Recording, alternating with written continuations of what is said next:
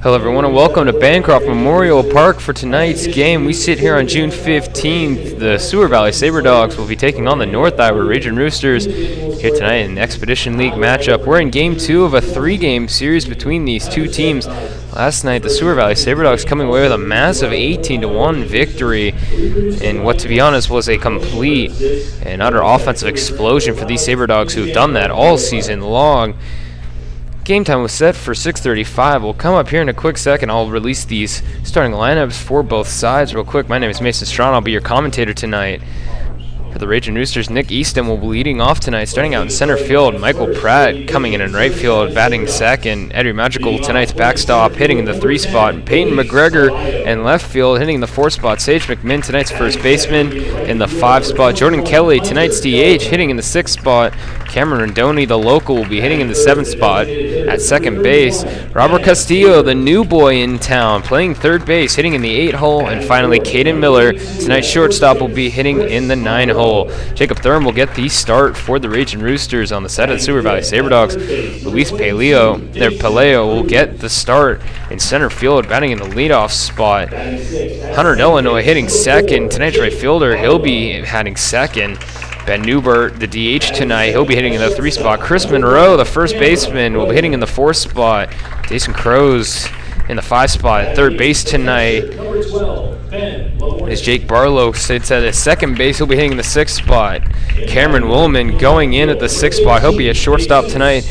Ben Liverosi will be at catcher, hitting in the 8th spot. And finally, Jesus Rojas will be hitting in the 9th spot.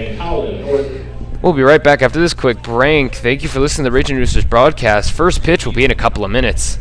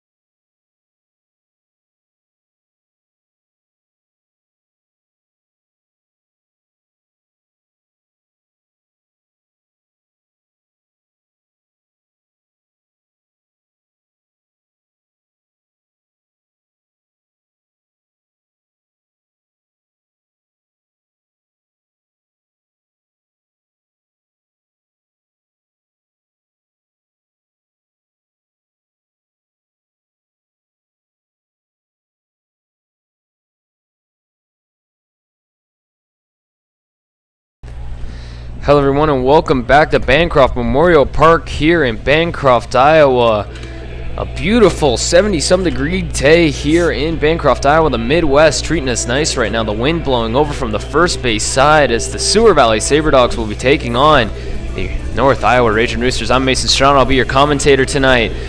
We're here in Game 2 of a 3-game series. The Seward Valley Sabre Dogs coming away with a massive victory last night, 18-1 the score, and what was an offensive just explosion, starting off with the bat of Chris Monroe, who had an absolute solo shot to straightaway center field. The first time we've seen that at all this season, as it floated all the way over the center field fence, and that was just the continuation of what was an offensive explosion. Jacob Thurm will get tonight's start on the mound out of Northwestern Community College. Just Northwestern College, I apologize. He's only had a couple of innings of work this season, but has been quite effective whenever he's been out there for the most part. He's only had 2 appearances on the mound, but now he'll get tonight's start as the Ragin Roosters will continue to work through their bullpen. So we'll start off tonight's ball game. Again, last night 18-1 was the score, as now Luis Pileo will come up to start off the game. 1 for 5 last night, including a run and an RBI to his name. So look to see if he can start off for the Seward Valley Sabre Dogs. Sabre Dogs coming out with Luis Pileo playing in center field, Hunter Delanoy in right field, hitting in the 2nd spot, Ben Newbert hitting in the 3 spot in the DH, Chris Monroe at 1st, hitting in the 4, Jason Crows at 3rd, hitting in the 5 spot, Barlow at 2nd, hitting in the 6th spot, Wilman at shortstop, he'll be in the 7th spot, Lavorsi at catcher, he'll be in the 8th spot, and Rojas finally hitting in the 9. So now the Sabre Dogs will come up to the plate. As Pelayo comes up. Last night went 1 for 5. Obviously, these stats were a little off now in comparison to last night's game. He'll had another RBI and another run for Pelayo. He had a strikeout as well, but went 1 for 5. This will be tonight's starting center fielder. Jacob Thurm, the right-hander from Northwestern College. The first pitch of the ball game, just outside, ball 1. That's the first pitch of the game. Nothing. Your score here in the top of the first. Nobody on, nobody out. Jacob Thurm sets the next pitch, just went outside again. 2-0 now the count for the Northwestern product. Talking with Thurm, obviously goes to Northwestern College, not Northwestern U, a very different place. That's a big swing and a miss. 2-1 now the count. And what's been it's a very different college from what you'd expect from Northwestern U. Is Northwestern College more of an NAIA school in the Iowa area? As the tall, about 6'3" right-hander sets the next pitch. This one's going to get hit over to the the left field side. Carson Gross is going to, that's Robert Castillo at 3rd base tonight. I'm used to Carson Gross being tonight's 3rd baseman. He's Robert Castillo at 3rd. The high schooler from the California area headed to Long Beach State next season. Now we have a 2-2 count. Pelayo will now choke up on his bat and looks to see what he can do. Having the gloveless wonder style of Craig Kenny. As the 2-2 pitch from Thurm. Swing and a miss, strike 3, and that's the first out of the ball game. Jacob Thurm gets a strikeout pretty quickly. Now Hunter Delanoy will come into the plate. 1 away now, nobody out, nothing your score here in the top of the first inning between the North Iowa Ragin Roosters and the Seward Valley Sabre Dog. Delanoy last night went 2 for 4 with an RBI and a walk to his name, and what was a very solid offensive outing for him.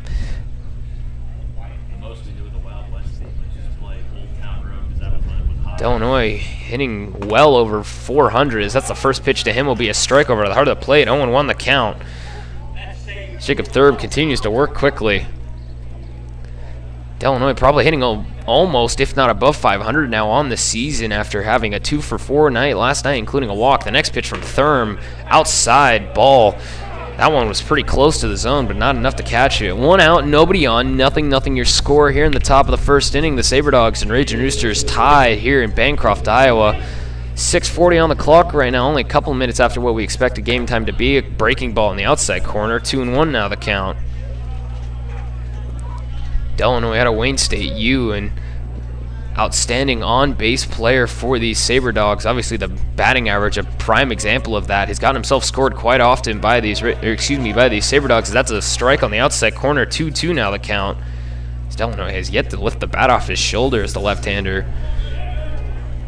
tonight's right fielder continues to work against Jacob Thurm. He's already got a strikeout to his name. The 2-2. That ball gets fouled over and out of play to the left-hand side, heading for the neighbor's fence line. As Thurm, again, only got 3.2 innings of work and only 2 appearances. He's had some pretty good job when he was out on the mound, of course giving up a few runs, but has been one of the more effective arms out of the bullpen. He gets tonight's start. The 2-2 again from Thurm, and a strike 3 call, and another swing and a miss. And that's 2 outs, back-to-back strikeouts for Jacob Thurm, and that's the type of defense that the Ragin Roosters are in desperate need of yesterday, and they're getting it today. Now batting number 31, Ben Newbert. Now Ben Newbert comes up to the plate. Newbert, tonight's DH again, was the DH last night. Went 2 for 4, had 3 runs and 2 RBIs, including a walk to his name. That's a ball in the outside corner. Want to know the count for Newbert out of Bloomsburg U. The next pitch from Thurm is going to get fouled up and out of play. 1-1 now the count. 2 outs, nobody on, nothing. Your score here in the top of the first. The Sabre Dogs and the Ragin Roosters are tied here in Bancroft, Iowa. As we start off this ball game, back-to-back strikeouts for Jacob Thurm, the Northwestern College product. The next pitch from the right-hander on the outside corner, strike 2, 1-2 the count. Jacob Thurm has been working quickly this top of the first. Fairly similar to what happened last night. Jarrett Brennan getting a quick 1-2-3 inning, and now Thurm looking to see if he can get his 3rd strikeout of the inning. Then a 1-2, just outside. He thought it was called 3rd strike. It was not. So 2-2 the count as Thurm was looking for that final out. Unfortunately, does not get it. So 2-2 the count, 2 outs, nobody on for Ben Newbert as he'll look to see if he can get himself on and extend this inning for the Sabre Dogs. The 2-2. Strike 3 called, and that's 3 strikeouts for Jacob Thurm to start off the ball game, and that's something that the Ragin Roosters are in desperate need of. We'll head to the bottom of the first. 0-0 your score. We're going to have Nick Eastham lead off for the first time this season for the Ragin Roosters. We'll be right back after this quick break. Thank you for listening to the Ragin Roosters broadcast. We'll be back momentarily.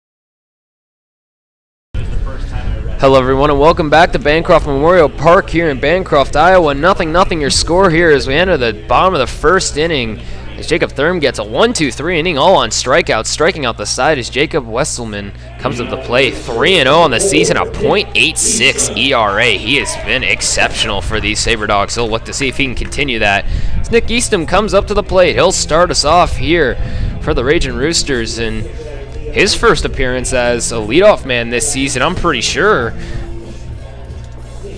The midway product will come up. Last night was 0 for 3 with 3 strikeouts, all swinging, I believe, if I'm correct. Unfortunately, had a rough night at the plate last night. He'll look to see if he can bounce back here. The first pitch from Wesselman, lined over the shortstop side, picked up cleanly, thrown over to first, and that's out number 1 on a 1-pitch, 1-out attempt.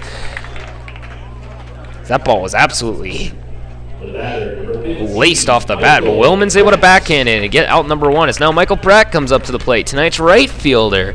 And usually these two are switched in the positions as it's usually Eastham at in right field. Not tonight though. It's the first pitch to Michael Pratt. Strike on the upper part of the zone, 0-1 the count for the main product. was last night's leadoff man hitting in the 2 spot. Tonight, the next pitch, this one's hit over and over to the right hand, or the left hand side, excuse me. 0-2 now the count. That's going to land foul. Pratt, 3 walks to his name last night and had an RBI as he was walked with the bases loaded. Went 0 for 1 though as he struck out in his other appearance. So he made it on base 3 times, unfortunately not due to any hits. The 0-2 to Michael Pratt. Ball outside, just out and away. So 1-2 now the count. Wesselman, again, been fairly effective for the Sabre Dogs. .86 ERA, 3-0. As that ball gets hit over to the second base side, it'll bounce right into the glove of Barlow, and that'll be out number 2 as that's a ground out, 4-3. Now batting number 33, Eddie Madrigal. As now the St. Mary's products come up to the plate. Madrigal, tonight's backstop, giving Cy Probst a bit of a break. He'll get the appearance tonight. Batting .400 on the season. Has only had a couple of appearances as Cy Probst has gotten the most of the work here. Besides Craig Kenny, as the first pitch is him. It's lined down that right field line. It's just going to hook foul. Just a little too early. As Madrigal, known for being able to hook that baseball, has really put it down that right field line all season. Obviously, that left-handed batting stance giving him work. 2 outs, nobody on, nothing your score here in the bottom of the first inning. The Sabre Dogs and Ragin Roosters still tied here as the next pitch to Madrigal. Strike on the outside corner, 0-2 the count as Wesselman continues to work. Only 7 pitches to his name this inning. After a first pitch, ground ball to short for Nick Eastham that was out number 1, and then Michael Pratt grounding out to the second baseman on only a handful of pitches. And now Eddie Madrigal looks to see if he can extend this inning. The 0-2, foul tip, strike 3, and that'll be out number 3 of the inning. And there's another quick inning of work for Wesselman, only 8 pitches. So we'll now head to the top of the second. Nothing your score. Jacob Thurm will come back out to see if he can continue some good work here. Thank you for listening to the Ragin Roosters broadcast. We'll be back momentarily.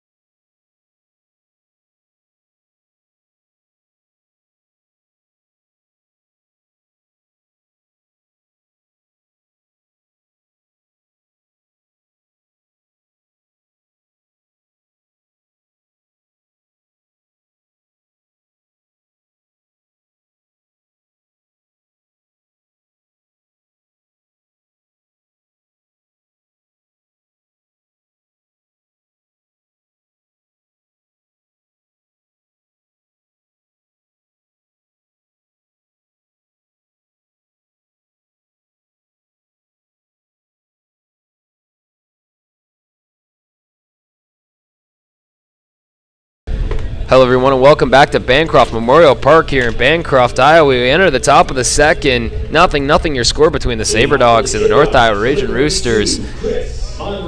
Now Chris Monroe, the ever so dangerous first baseman, comes up to the plate. Had a home run and multiple doubles to his name last night, and now has 30 RBIs on the season, what I believe is Expedition League lead right now, as he's hitting well over 300 now. 8 home runs to his name. The first pitch from Thurm, a big swing and a miss, strike 1. As Monroe already getting out of the box quickly, trying to hit that baseball. Hitting style similar to that of Chris Davis, the former Oakland Athletic. And I don't mean the one that used to play for the Orioles. Sorry, Oriole fans. As the 0-1 pitch from Thurm, high in, strike on the upside part of the zone. 0-2 now the count. Nobody out, nobody on as Monroe will start to lead off the inning here in the top of the second. Nothing your score between the Sabre Dogs and the North Iowa Ragin Roosters. Jacob Thurm working quickly. Already got 3 strikeouts to his name. The 0-2. Big swing and a miss, and that's his 4th strikeout and 4 batters for Jacob Thurm. He has been lights out already. 1 away for Jacob Thurm. Now Jason Cruz comes up to the plate. Cruz having a heck of a night last night, comes up tonight. The infielder out of Quincy University. Last night was 4 for 4 with 6 RBIs to his name, and what was an outstanding offensive game for him, as that's a ball down in the dirt. Want to know the count. Eventually, he was pitch hit for, but he was 4 for 4 with 6 RBIs, 3 runs to his name. Was an absolute menace with the bat in his hand. That's going to be a ball in the outside corner now. 2-0 the count from Jacob Thurm. 1 out, nobody on. Nothing your score here in the top of the second inning. The Sabre Dogs and Ragin Roosters are tied as the Northwestern College product continues to work. The next pitch, outside, ball 3, as that one was a little closer, but not enough in the zone. As the Quincy U product looks to continue to stay hot, he has been ever so here in Bancroft. That's going to be just up in the zone. Ball 4. That one looked a little closer, but it won't be enough. So 1 out, a runner on first as Cruz is able to get on. Tonight's beer batter, Jake Barlow. So now Jake Barlow comes up to the plate. The beer batter, obviously going to hear it from this Ragin Rooster crowd, as most do when they come into Bancroft. The Delta State U product. Last night was 1 for 4 with a walk to his name and an RBI. Had a strikeout though as well. He'll come up now with a runner on first. The first pitch from Thurm up in the zone. 1-0 now the count. Thurm now up to 24 pitches on an inning and a third of work. A runner on first after a walk to the last batter he faced in Cruz. This Northwestern product sets, checks the runner at first, the delivery. Strike on the outside corner, now 1-1 the count. As the right-hander, standing at a mighty tall 6'3", continues to work here.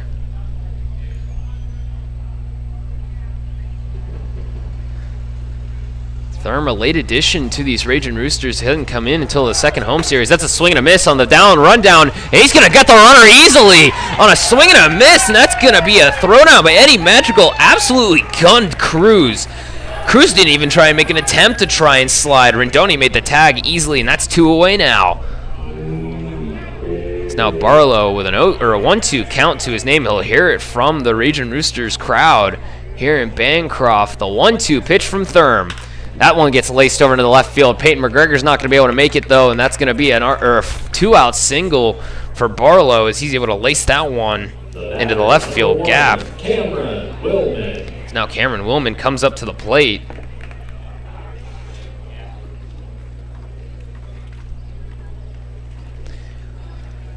Willman, tonight's shortstop, hitting in the 7th spot, made a pitch hitting appearance last night.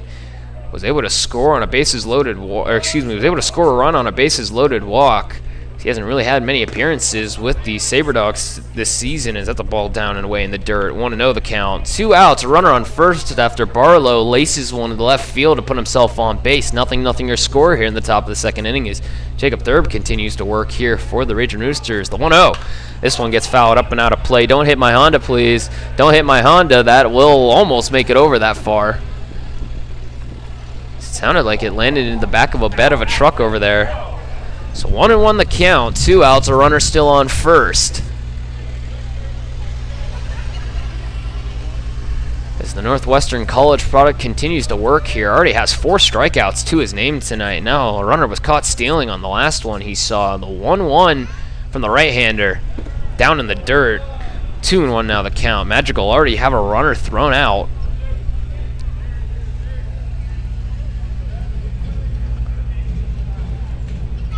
Barlow continues to lead off first. Tonight's second baseman, the beer batter, was able to lace one to left to get himself on base for a 2-out single. The next pitch from Thurm. This one's going to get hit into the right center field. Eastham was just a little too far back, was not able to retrieve it. The runner will advance over to third. So now we have runners on the corners after another single, this time off the bat. Cameron Willman. So now Lavorsi comes up to the plate. Last time he made an appearance for these Sabre Dogs, he hit 3 home runs in 4 appearances, and let me tell you, he can swing that bat if anybody can. With 2 outs now, he has runners at the corner. Again, 3 home runs in 4 plate appearances, all of them solo shots. So you can imagine that OPS quite inflated, but I don't think that really matters to him. I think he's looking to continue that streak, though. So 2 outs, runners at the corners. For tonight's battery for the Sabre Dogs, Jacob Thurman a little bit of a pickle. The next pitch, down in the dirt, 1-0 the count. As the Northwestern College product had 2 away with nobody on, gives up back-to-back singles, and now faces the 8-hole hitter who has 3 home runs in 4 appearances. Jacob Thurm checks the runners. The pitch. That one gets laced over to Cameron Rondoni at the second base side. He'll pick it up cleanly. The throw over to Sage McMinn. Out number 3. We'll get through a clean inning of work here in the top of the second inning. We'll head to the bottom of the second. We'll be right back after this quick break. 0-0 your score here in Bancroft, Iowa. Thank you for listening to the Ragin Roosters broadcast. We'll be back momentarily.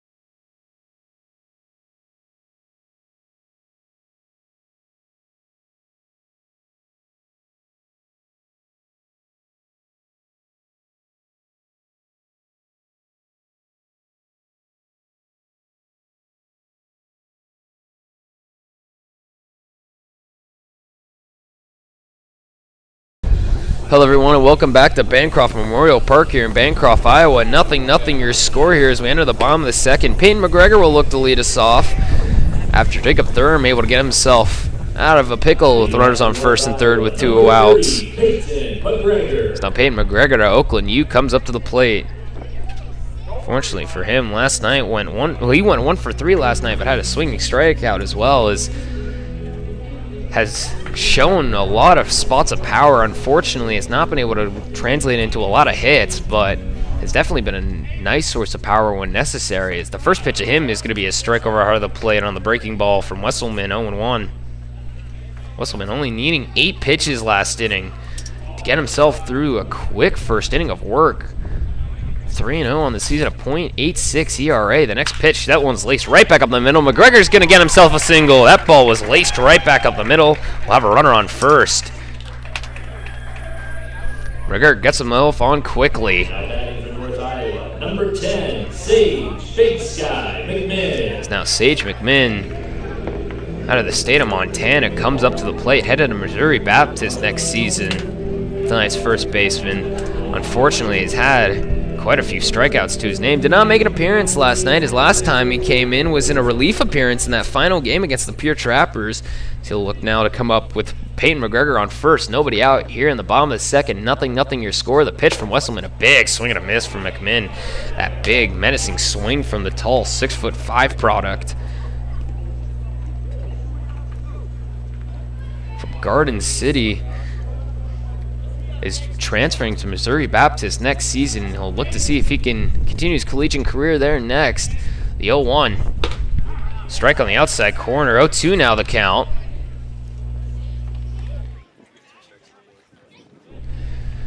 McMinn, tonight's first baseman, hitting in the 5-hole. Last time making a relief appearance, getting the save against the Pure Trappers. 11-8 victory, getting the final 2 outs on a double play to Wyatt Duncan at first base. Nice first baseman waits the 0-2. That one stays out and away. So 1-2 now the count for Sage McMinn.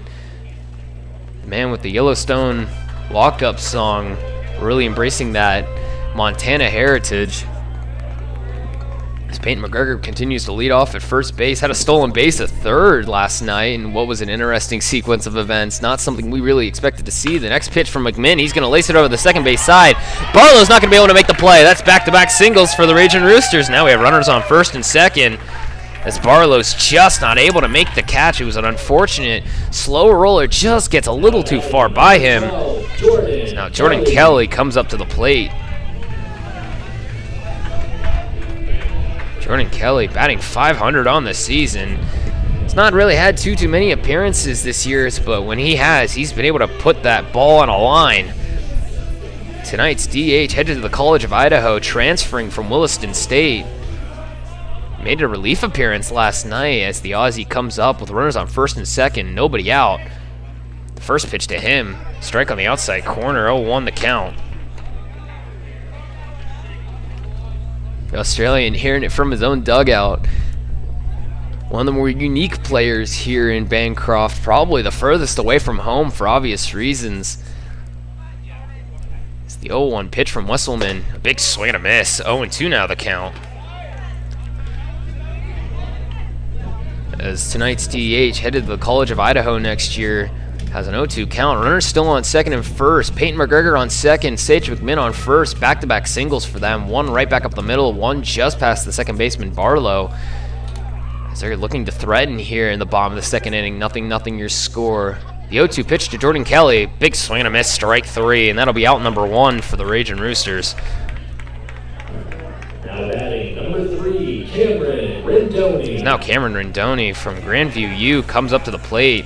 Made an appearance last night on the mound. He'll now get on the starting lineup. And very similar situation to what happened to Jordan Kelly. Came in and relieved, actually, Rendoni in last night's game out of Grandview U. Tonight's second baseman. He'll come up with a runners on second and first. One out. 0-0 your score in the bottom of second. He'll take a check swing. No, not enough for the strike, though. 1-0 the count. Wesselman continues to work, now up to 18 pitches through an inning and a third of work. Only needed 8 to get through that first inning, now up to 10 for this inning alone. So Wesselman checks the runner at second. McGregor getting an even further off the latest. He'll now step off the bag. He realized that McGregor was getting a little further off. As the Ragin Roosters dugout continues to jaw, Dickinson and Rendoni, usually the two that are the most common and most found to do it, is Nakasuka's been doing it a lot tonight as well, as that's going to get fouled up and out of play. 1-1 now the count for Rendoni.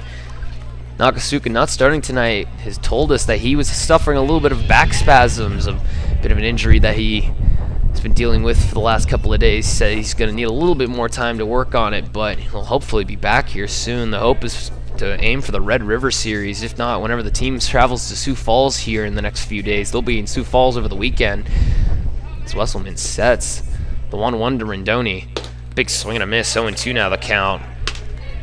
As Wesselman, the tall right-hander, 3-0 with a .86 ERA. He is throwing heat. We've only seen a couple of breaking balls from him. He's mostly gotten strikeouts on fastballs alone. He has runners on second and first, though.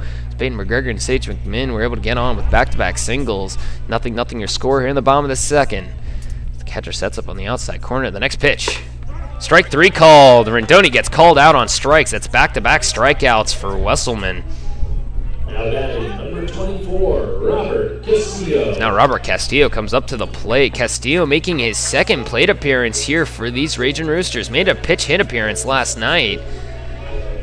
So this will be his second game here in Bancroft. 2 outs, he'll have runners on second and first. His first start here out of the state of California. Headed to Long Beach State next season from San Dimas High School. Hit over 300, had 3 home runs last season in high school before making his first appearance last night. He's going to line this one out to straightaway center field. Palaio's going to look for it. He loses it for a second. Is able to make the catch in center field, though. That'll be out number 3 on the first pitch there from Castillo, who was looking to get at it quickly. Unfortunately, he'll end up being the third out of the inning. We'll head to the top of the third. Still 0-0 your score. We'll be right back after this quick break. Thank you for listening to the Ragin Roosters broadcast. We'll be back momentarily.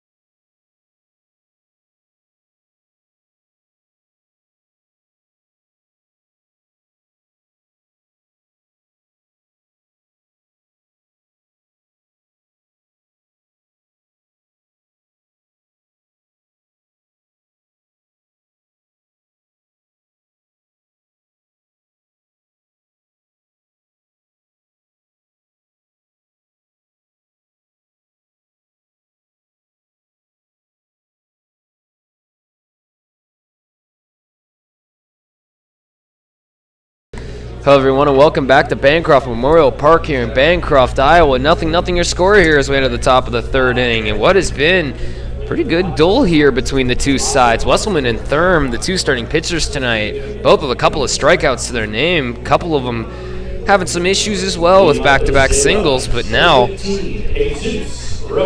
to the bottom of the order here for the Seward Valley Sabre Dogs. Jesus Rojas coming up to the plate.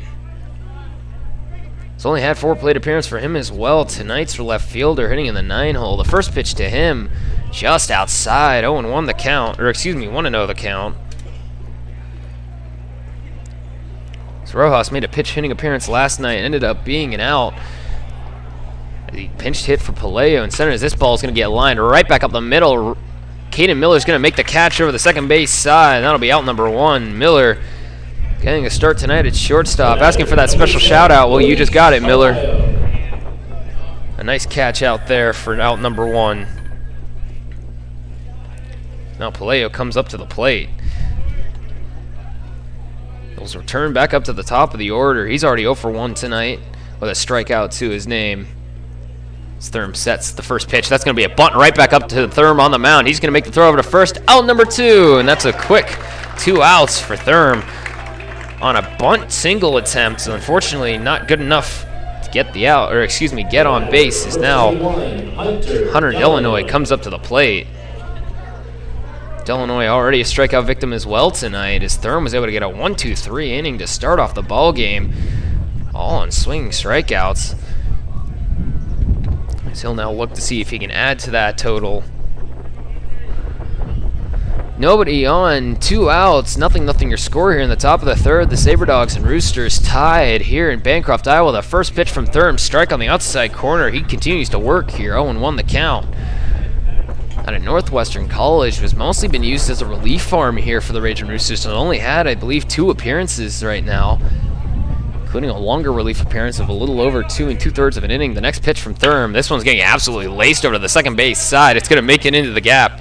Then I'll be a runner on now. It's an absolute shot off the bat of Illinois. Puts him on first. And now Ben Newbert comes up to the plate. Newbert out of Bloomsburg U, already 0 for 1 tonight as well. A big swing strikeout for his first appearance tonight. Of course, was not like that last night. Went 2 for 4 with 2 RBIs and 3 runs to his name, including a walk. He'll come up now with 2 outs, a runner on first. The first pitch from Thurm, they'll get laced over to the right-hand side. Michael Pratt's going to sit right underneath it, and that'll be out number 3. And just like that, Jacob Thurm gets another clean inning of work. We'll head to the bottom of the third inning. Nothing your score still here, as now Caden Miller will come up to the plate, hitting in the 9-hole. We'll be right back after this quick break. Thank you for listening to the North Iowa Ragin Roosters broadcast. We'll be back momentarily.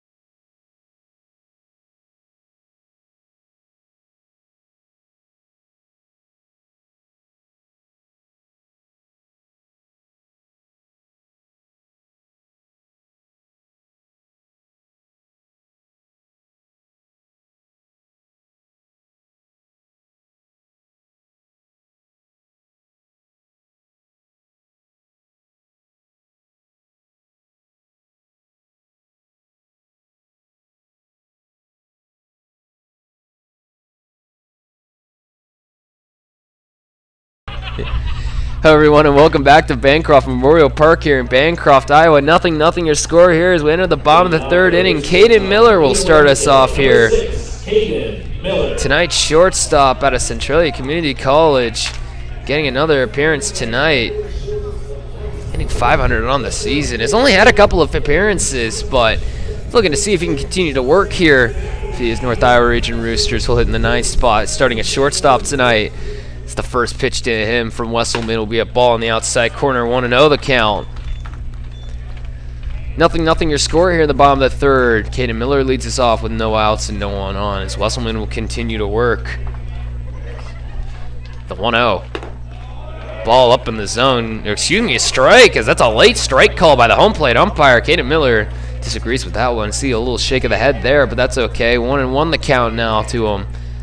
As Wesselman sets the next pitch to the Centralia College product, he'll hit this one in the gap of the shortstop side. He'll retrieve the ball, the throw away, and no, he's not going to make the play in time. The ball just doesn't get there on what was a slow ground ball. Willman tried his hardest to make it to that pitch. Unfortunately, he's not able to get there, so we'll have a runner on first now. And Nick Eastham comes up to the plate. Already a ground out for him tonight to the shortstop on the first pitch he saw. He was trying to be aggressive.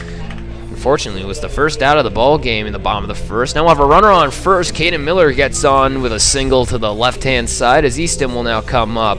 The Midway U product had 3 strikeouts last night. It went 0 for 3, but he'll get the opportunity to hit in the leadoff spot. That one's way inside from Wesselman. 1-0 the count. Nobody out, a runner on first. 0-0 your score here. Bottom of the third inning, the Sabre Dogs and the Ragin Roosters tied here in Bancroft, Iowa. The wind continued to blow in towards the third base side. The next pitch from Wesselman. This one's going to get fouled up and out of play. Don't hit my car, please. Don't hit it. Don't hit the Accord, I beg of you. 1-1 the count here to the Midway product. Nick Eastham, 18 stolen bases at Midway. Caught a single time. Has great wheels. If he makes it on the base paths, has been able to be a monster hitting doubles to all the gaps this season for the Ragin Roosters in the 9-hole. It's the next pitch to Eastham. Down and out on the breaking ball. 2-1 now the count as Wesselman gives up a leadoff single to Caden Miller on the infield as Cameron Willman tried his absolute hardest to try and get the throw over to first base. Chris Monroe wasn't able to make the play though. It's the next pitch to Eastham. A curveball on the inside of the part of the plate. He gets it in there, and then Caden Miller almost caught over at first base. Didn't even slide into first base bag on the attempted pickoff. So 2-2 now the count. As Eastham got buckled a little bit up there by that curveball by Wesselman. Obviously been an extremely effective pitcher. A .68 ERA, 3-0 on the season. The throw over to Caden Miller at first. He'll be in safely. Nobody out, a runner still on first. 0-0 your score here as we sit in the bottom of the third inning. The Sabre Dogs and the Ragin Roosters tied here in Bancroft, Iowa. At Bancroft Memorial Park as Eastham waits for the 2-2 from Wesselman. He checks the runner first, a throw over. He'll make it in safely again. That's 3 straight pickoff attempts to Caden Miller, who continues to get a nice lead over there first. Has great legs underneath him. Obviously a shortstop for a reason. He's got good speed. So we'll continue to lead off. Wesselman checks the runner at first. The Midway product at the plate waits for the 2-2. Ball down in the dirt. The breaking ball not able to get enough of the zone. So now full count to Nick Eastham. Already 0 for 1 tonight with a ground out to the shortstop, Cameron Willman. A look to see if he can go ahead and change his fortunes with 0 for 3 last night with 3 strikeouts. Unfortunately for him, the 3-2. Ball up in the zone. Ball 4. Now we'll have runners on second and first. Still nobody out. Michael Pratt up to the plate. The batter, number 15, Michael Pratt. Tonight's right fielder hitting in the 2 spot. 0 for 1 tonight as well with a ground out to the second base side though. Went 0 for 1 last night. Had 3 walks including an RBI walk to him last night on the bases loaded. Tomkowitz walked in a single run over 5 innings of work, had 4 innings of no-hit baseballs. That's a strike on the outside corner from Wesselman, tonight's starter, 0-1. Pratt out of the Maine University, followed by his teammate Cy Probst, who is not starting tonight. Got the start last night behind the home plate, but it will not be starting tonight. Eddie Madrigal gets the start of the battery tonight. Runners on second and first for Michael Pratt, the 0-1. Takes it down in the dirt, 1-1 now the count. The Ragin Roosters are looking to see if they can threaten. The last time something like this happened, though, Wesselman came up with back-to-back strikeouts and a ground out to help him get himself out of the inning. We'll look to see if the Roosters can go ahead and change their fortunes here in the bottom of the third. 0-0 your score between the Sabre Dogs and Roosters. The 1-1. Michael Pratt takes a big swing and a miss. 1-2 now the count out of the Maine U product. Tonight's right fielder, traditionally the center fielder, usually hitting in the leadoff spot, though Dane Nakasuka out with back spasms right now. Unfortunately, has not played in the last couple of games. Is still continuing to rest up and hopefully be ready for the series in Sioux Falls coming up. Next pitch, check swing. Did he go? He did. Strike 3. Wasn't sure if it was an actual call or not, so we'll have 1 away for Eddie Madrigal. The batter, number 33, Eddie Madrigal.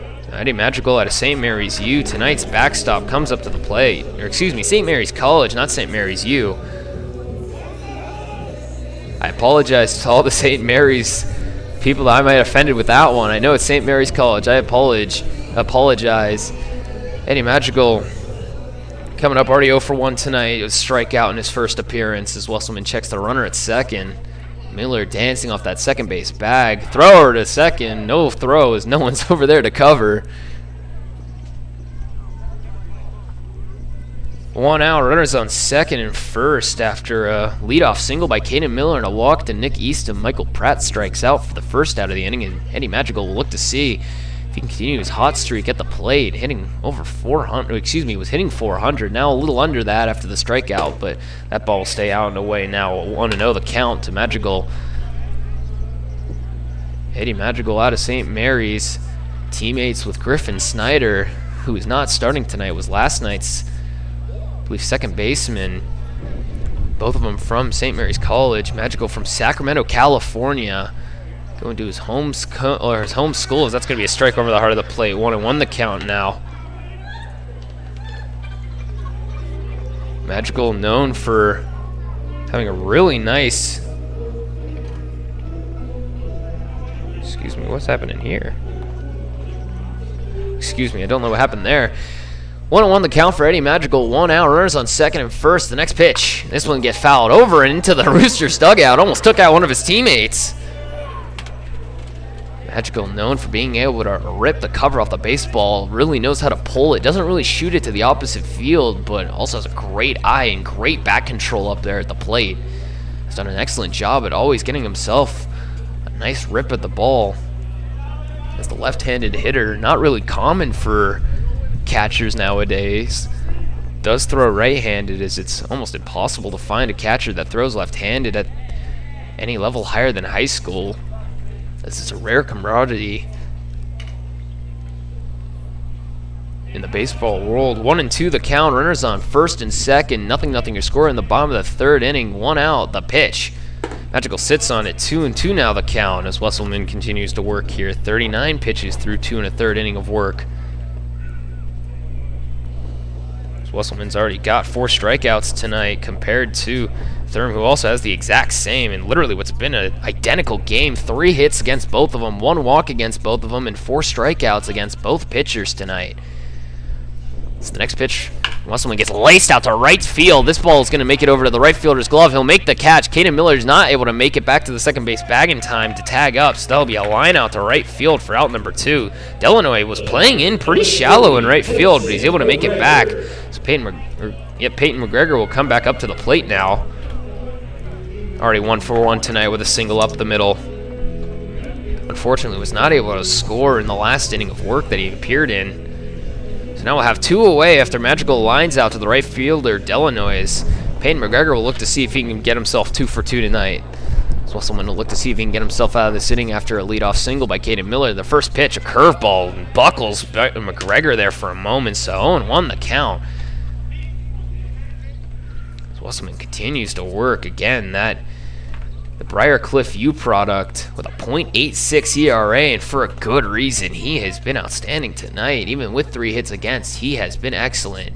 0-1 up in the zone. 1-1 now the count. Wesselman had 28 strikeouts coming into this game. 3-0 on the season has been, to put it lightly, nothing short of outstanding for these Seward Valley Sabre Dogs, though most of these Sabre Dogs have all been outstanding this season. There's a reason they are 15-1 on the season. The 1-1 to Peyton McGregor. Inside, ball 2. 2-1 the count to the Oakland U product.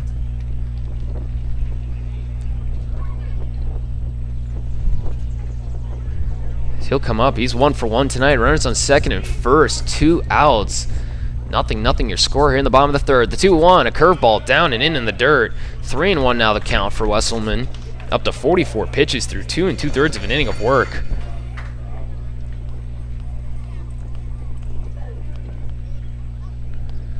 McGregor from Scottsdale, Arizona, a rising redshirt junior. He transferred from Southern Nevada, junior college for baseball.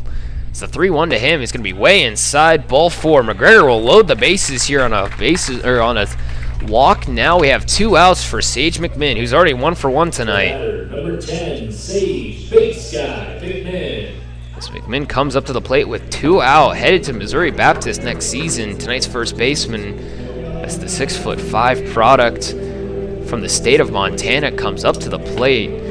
Obviously, he's not had a great season when it comes to his hitting, unfortunately for him, batting .095, but has a single already to his name tonight. Let's see if he can keep it up as that ball gets fouled up and out of play. 0-1 the count for McMinn as the breaking ball stayed up in the zone. He just missed it.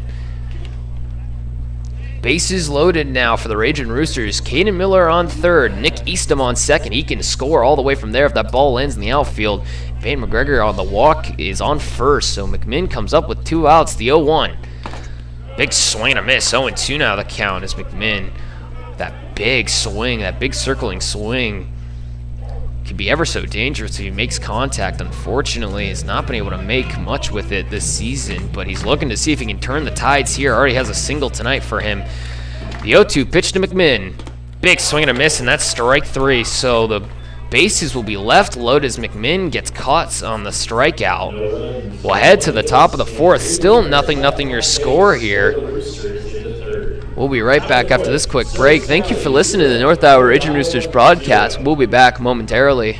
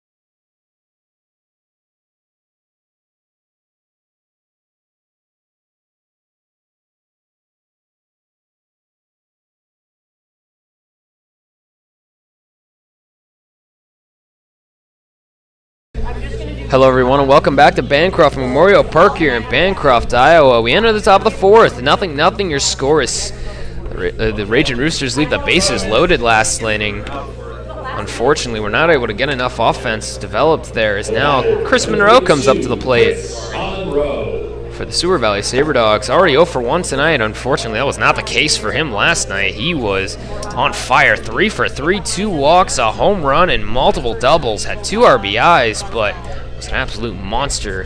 First pitch to Monroe. That's a ball down in the dirt. Want to know the count.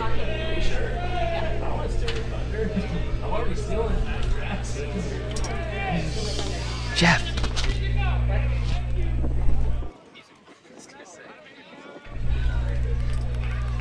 Want to know the count for Thurm. So we'll take a quick second actually on the mound here for time. He's going to look for a new baseball for a quick second. It's the Northwestern College product. Faces off against Chris Monroe. Want to know the count. Nobody out, nobody on as Monroe will lead off the inning here. In the top of the 4th, the first baseman from Central Michigan. 8 home runs and over 30 RBIs now in the season. That's going to be a ball inside. 2-0 the count. As Thurm continues to work here, 39 pitches through 3 innings of work. Has only given up 3 hits, had 4 strikeouts and a walk. It's been pretty clean to do that in this entire game. And of course, that ball gets lined over to Cameron Rendoni. Unfortunately, will not be able to make the plays. That's going to be a single off the end of the bat of Monroe, who looked like he got a little too early on that swing, but is able to just to get enough of it to get it over. As now Dason Cruz comes up to the plate. I apologize to Cruz. We thought his name was Crows for the longest time, as he'll now come up to the plate. He's already got a walk to his name tonight, continuing that on-base streak. Was 4 for 4 last night, now 5 for 5 if you include the walk here. And I believe that actually makes him 6 for 6, as he did have a walk last night as well. No, he did not, excuse me. It was 4 for 4, has a walk now, so 5 for 5 in his last 5 appearances. The first pitch from Thurm. Ball up in the zone. Want to know the count. Runner on first after the leadoff single from Chris Monroe helps him put himself on base. Continues to hit the ball hard and Even though he got a piece of that one at the end of the bat, he was able to get on nonetheless. Strike on the outside corner from Thurm. 1-1 now the count as the Northwestern College product continues to work. 4 strikeouts, a walk, and only 3 hits allowed through 3 innings of work. But he's continued to working here as he checks the runner at first. The 1-1 fouled over and out of play over to his left field side. 1-2 the count as the kids go after that baseball. Nobody out, a runner on first, 0-0 your score here in the top of the 4th inning. The Sabre Dogs and the Ragin Roosters still tied here in Bancroft, Iowa, after an 18-1 defeat last night. The 1-2, ball down in the dirt, 2-2 now the count for the Quincy U product.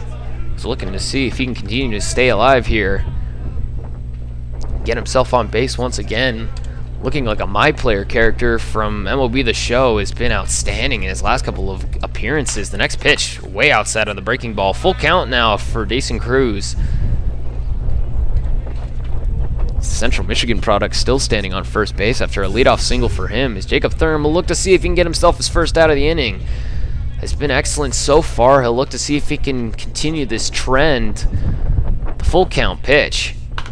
Fouled up and out of play, just too far. Still full count now for Cruz.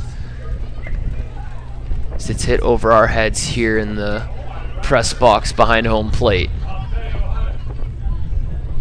Thurm from Northwestern College, not Northwestern U. He's not a Wildcat, unfortunately, as that's a ball on the outside corner. Now a walk, a runner on now. Now our runners on first and second, still nobody out. Magical will go out to talk to his pitcher for his moment. Is now Jake Barlow comes up to the plate. Barlow already 1 for 1 tonight. Had a 2-out single in his last appearance up at the plate in the bottom of the 2nd inning. Or excuse me, the top of the 2nd inning. I apologize. Look to see now if he can go ahead and get himself on again. See if he can score the first run for these Sabre Dogs. Nobody out. Runners on 2nd and 1st for the Delta State U product. So he's going to hear it from the Bancroft crowd here. The first pitch, that's going to be a bunt attempt, and that's going to be pulled back. So 1-0 the count. As the Ragin Roosters crowd will let Barlow hear it a little bit. As the beer batter tonight, if he strikes out, is $1 off beer. And let me tell you, these Ragin Roosters fans are looking forward to it. It's been a pretty good trend here in Bancroft and has really gotten the crowd into this game. The 1-0 pitch. Ball outside. 2-0 now the count for Thurm. Runners on 2nd and 1st. A leadoff single by Chris Monroe and a walk for Dason Cruz puts himself on base again. He has back-to-back walks tonight. Now, in his last 6 plate appearances, has made it on base all 6 times. Was 4 for 4 last night. Is now 0 for 0 tonight, but has the 2 walks, obviously. As Thurm checks the runner at 2nd. The 2-0. Strike on the upper part of the zone. So 2-1 now the count as Thurm gets a strike there. Delta State U product continue to work tonight's second baseman.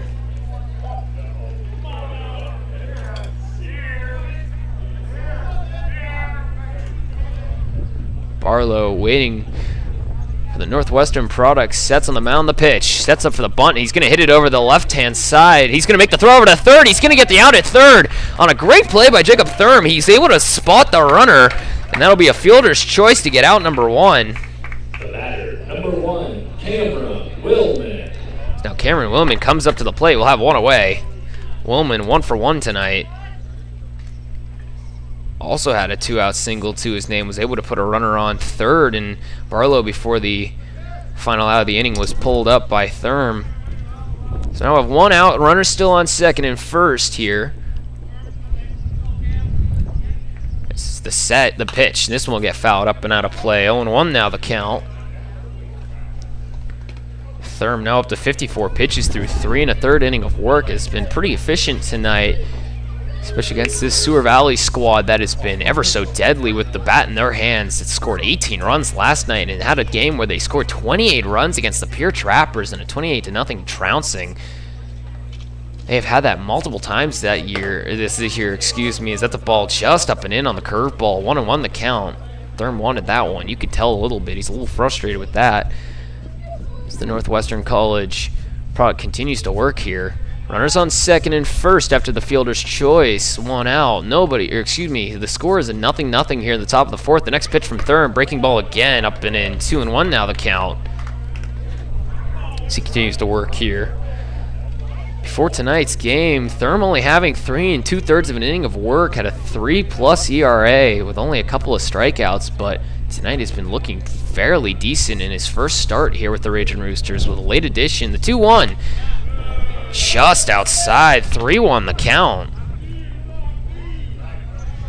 1 out, runners on second and first. Jason Kroos on second and Jake Barlow on first is Cameron Woolman will look to see if he can load up the bases here, or see if he can score Kroos all the way from second. We'll see if he gets the green light here or not. The next pitch from Thurm, just on the outside corner. Full count now for the Northwestern College product. As he still hears the beers chants from the crowd a little bit. Is the beer batter again still being a big thing here in Bancroft, Iowa. The full count pitch from Thurm. Big swing and a miss, strike 3. That's out number 2. As Woolman goes down on strikes. Now Ben Lavorsi comes up to the plate. The batter, number 12, Ben Lavorsi. Lavorsi 0 for 1 tonight, unfortunately for the Ragin Roosters. He's still a hot hitter in his 4 plate appearances he's had this year with the Seward Valley Sabre Dogs. He's got 3 home runs from Minnesota State University, mostly a college known for its hockey team. D1 squad that has been absolutely explosive this year for college hockey. But as we can see, obviously it's been a fairly good squad in baseball. As Thurm checks a runner at second, the first pitch way inside. 1-0 the count. Lavorsi again, only having 4 plate appearances, is now 0 for 1 tonight, with a ground out to the second baseman Cameron Rendoni in his last appearance. So look to see if he can go ahead and keep himself alive here. Last time he was up, he had runners on third and first with 2 outs. As Thurm will make the turnover and no throw over to second, as Cruz will acknowledge him on the mound for a moment as he's having a chat with Caden Miller right now over at the shortstop side. As the wind continues to blow here in Bancroft, that Midwest wind blowing from right to left over towards that left field pole. The 1-0 pitch from Thurm. This one will get hit over to the left field side. Peyton McGregor looking up into the sun. He's going to look to see if he can make the catch over in foul territory. He will not make it there, unfortunately. Did not get a good jump on it as he was trying to find it in the sun, unfortunately. So 1-1 the count as Lavorsi stays alive. 2 outs, runners on second and first. 0-0 your score here in the top of the 4th inning. Jacob Thurb continues to work here in Bancroft.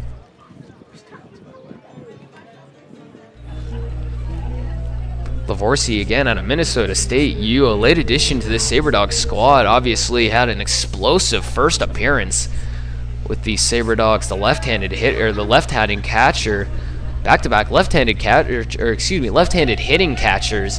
It's Eddie Madrigal, tonight's catcher for the Ragin Roosters, also left-handed hitting. The next pitch, this one's laced down the first base line. Will it land fair? Foul ball called by the home plate umpire. So 1-2 the count as Lavorsi stays alive again. McMinn was all over that one. We sit here in the top of the 4th inning, still 0-0 your score. Jacob Thurm continue to work here with runners on second and first. As Ben Lavorsi will look to see if he can extend the inning and see if he can score a run for the Seward Valley Sabre Dogs. Ragin Roosters looking to see if they can shut down another clean inning here in the top of the 4th as the Northwestern College product continues to work here. This time is called by the home plate umpire once again. Lavorsi continues to fiddle with his batting gloves, as most baseball players do nowadays. The Minnesota State U product, only a couple hours north of here in Bancroft, Iowa, the city of St. Paul, only 2.5 hours away. The next pitch from Thurm, just outside, a very close pitch. Thurm thought he had strike 3. Home plate umpire is going to let it be heard from the Ragin Rooster side as he looks down. I think he knew that was called third strike as well. 2-2 the count for Jacob Thurm, the Northwestern College product. Runners on second and first. 2 outs, 0-0 your score here in the top of the 4th. The Sabre Dogs and Ragin Roosters tied. The 2-2. Down in the dirt. Magical is going to be able to hop on top of it, though. So full count now for Jacob Thurm. The Minnesota State product at the plate. Already 0 for 1 tonight with a ground out to Rendoni. Looking to see if he can change that fortune, though. So he'll come back up to the plate here. So the Northwestern College product will look for his 4th straight inning of clean play. 64 pitches now through 3 2/3 of an inning of work. He'll continue to work, hoping to see if he can go deeper into this ball game. As he'll look back towards the second baseman, Tayson Cruz, who once again acknowledges him, still having a chat with Caden Miller at shortstop. Miller, probably one of the most talkative players on this Ragin Roosters crew, and it's been a bright spot to bring a smile to everybody on the team. Likes to joke around with the crew all the time. The 3-2 pitch. Ball outside. Lavorsi takes ball 4. The base is now loaded. Now Jesus Rojas come up to the plate. The batter, number 15, Jesus Rojas. Rojas from Oklahoma Westland comes up to the plate. Tonight's left fielder, usually utility man for the Seward Valley Sabre Dogs, has only had 4 plate appearances with this squad, but is 0 for 1 tonight, so still has yet to record a hit with the Seward Valley Sabre Dogs. 2 outs now, bases loaded, 0-0 your score, as Jacob Thurm has a bit of a pickle on his hands. He'll look to see if he can get himself out of it.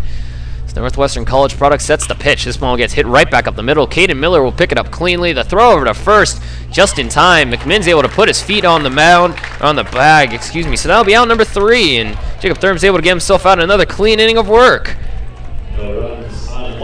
We'll head to the bottom of the 4th. 0-0 your score. The Sabre Dogs tied with the North Iowa Ragin Roosters. We'll be right back after this quick break. Thank you for listening to North Iowa Ragin Roosters broadcast. We'll be back momentarily.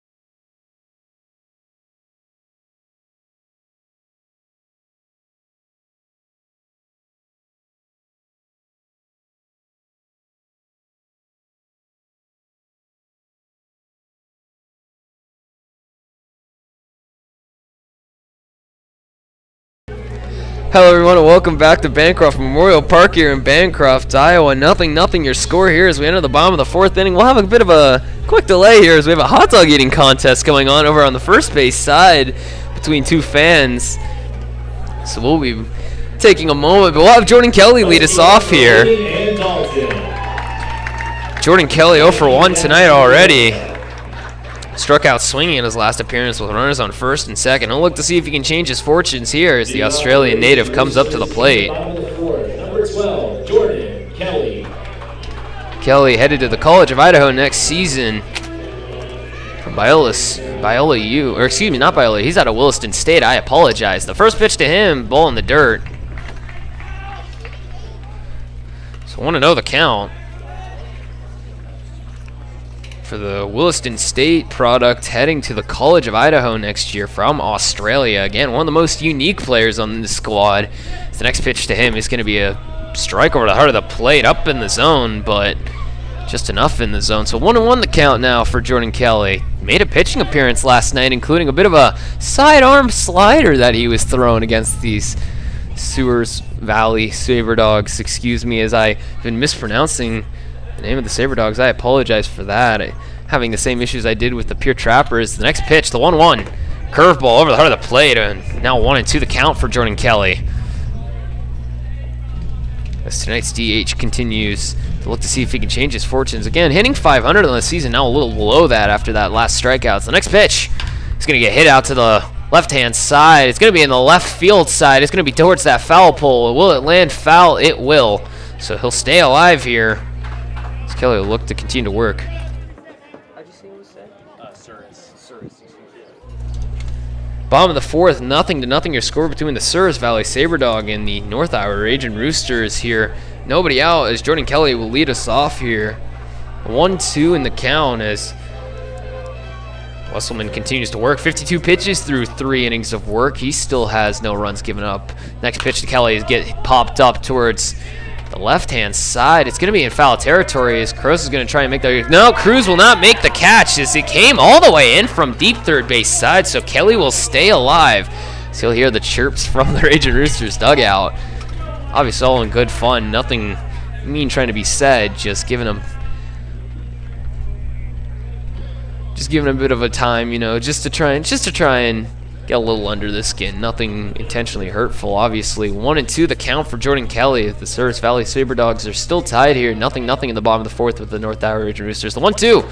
Strike 3 call, and that'll be back-to-back strikeouts for Jordan Kelly on an outside pitch he's not very happy about, as he'll make a slow walk back into the dugout. As now Cameron Rindoni will come up to the plate, also for 1 tonight. Rindoni out of Grandview University comes up to the plate. The batter, number 3, Cameron Rindoni. Rindoni 0 for 1 tonight, already to his name, unfortunately. Out of Algona. Waits for the first pitch. He's going to set up for a bunt, and it's going to be fouled away. So, unfortunately, 0-1 the count for him as he's able to foul that one off on the bunt attempt. Rindoni making a pitching appearance last night. Unfortunately, gave up 3 runs, but had a clean 4th inning. The first one that we had after Jared Brandon had a first clean inning, unfortunately, was not able to get out of it after that. As 18-1 was the score last night between the Ragin Roosters and the Sabre Dogs. The next pitch is fouled up and out of play. 0-2 now the count for Rindoni.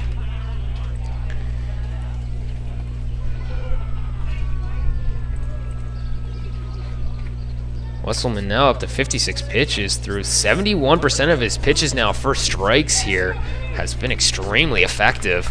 It's the 0-2 pitch to Rindoni, down in the dirt. 1-2 now the count. That one, it looked like it got a piece of the home plate umpire. He's going to walk this one off for a moment as Liverosi's going to go talk to his pitcher for a second to see if he can have a moment here. We're going to have time for a second. Carson Gross is going to come over, and looks like they're having a bit of a conversation here. Is that one? Yeah, it did definitely catch the home plate umpire. Not sure where or what happened exactly. Yeah, the home plate umpire is going to take a second. He's going to take a knee for a moment. Maybe get him water here over on the Ragin Roosters dugout side.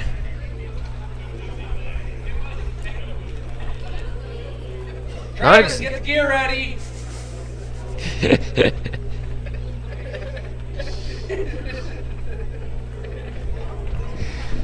1-2 the count still here for Rindoni. 1 out, nobody on. 0-0 your score here between the Souris Valley Sabre Dogs and the North Iowa Ragin Roosters here in the bottom of the fourth as the home plate umpire will get back up.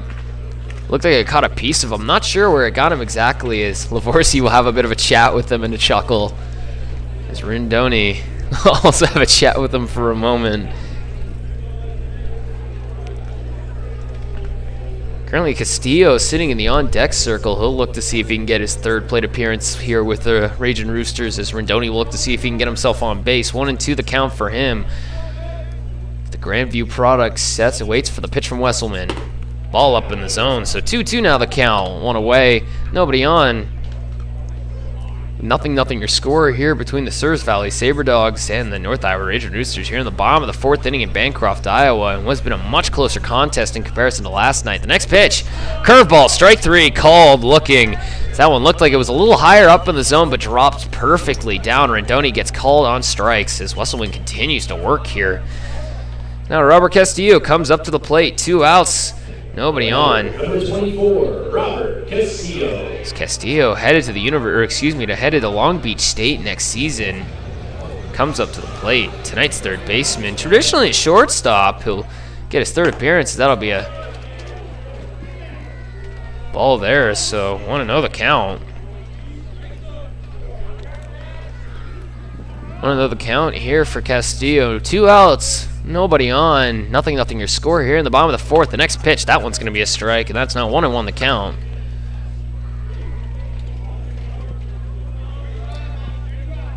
That's the product out of the California area. The next pitch, lace this one over and out of play on the right-hand side. Now 1-2 the count. Castillo done a much better job of keeping up with these college-level pitchers. It's been his first time facing this level of pitching, as well as getting in these wooden bat leagues. Hit .318 in his high school level. The 1-2, way inside, almost got a piece of him. 2-2 the count. That one probably made his heart jump up into his throat for a little bit there. Castillo made it on base last night due to an error, so he's technically been on base before this season. Lined out in his last appearance to center field. The 2-2 pitch to Castillo. Sits on it, strike 3, called, down and away, and he's not very happy about that one. And that will be out number 3. Wesselman will strike out the side as we'll head to the top of the 5th inning. Still 0-0 your score here between the Souris Valley Sabre Dogs and the North Iowa Ragin Roosters. We'll be right back after this quick break. Thank you for listening to the North Iowa Ragin Roosters broadcast. We'll be back momentarily.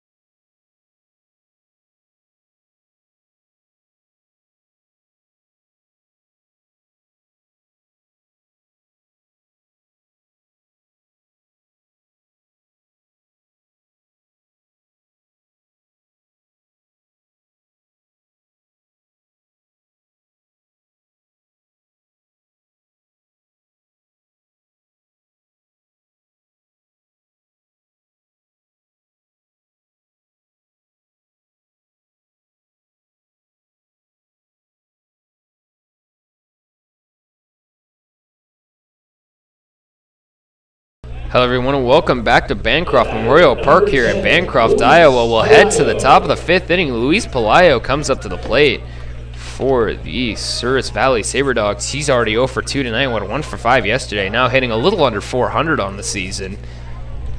But it's still been a pretty good solid source of offense for this Sabre Dogs squad. He'll come up now to lead off the inning. In the top of the 5th, 0-0 your score here.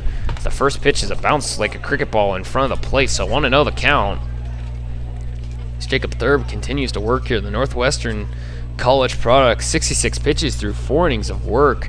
We'll look to see if he can continue to work the efficiency here as that ball's down and away. So 2-0 now the count for the tall right-hander from the Iowa area. Again, a late addition for this Ragin Rooster squad. The Roosters have been looking for pitching all year. As this is the next pitch, be a strike over the heart of the plate. 2-1 the count. Again, the Ragin Roosters have been looking for pitching all year. Have been trying to find every similar. Dietrich, another example of that, coming in late in the season, had become a pretty solid source for starting pitching. The 2-1 up in the zone. That'll be 3-1 now the count for the Northwestern College product. Ragin Roosters, who come into the season, did not have that many pitchers. Have had quite a few position players, unfortunately, come on for mound. Have found some quite gems like Cameron Rondoni and Sage McMinn as that ball is hit over to Rondoni as I say it and thrown out to Sage McMinn. So that's out number 1. Literally the minute I say their names, of course. Tonight's second and first baseman. Now Hunter Delanoy comes up to the plate. Delanoy 1 for 2 tonight, batting a little over 400 on the season, as we can see here. He's gotten himself scored quite often. I believe he's almost on to 20 runs on the season now.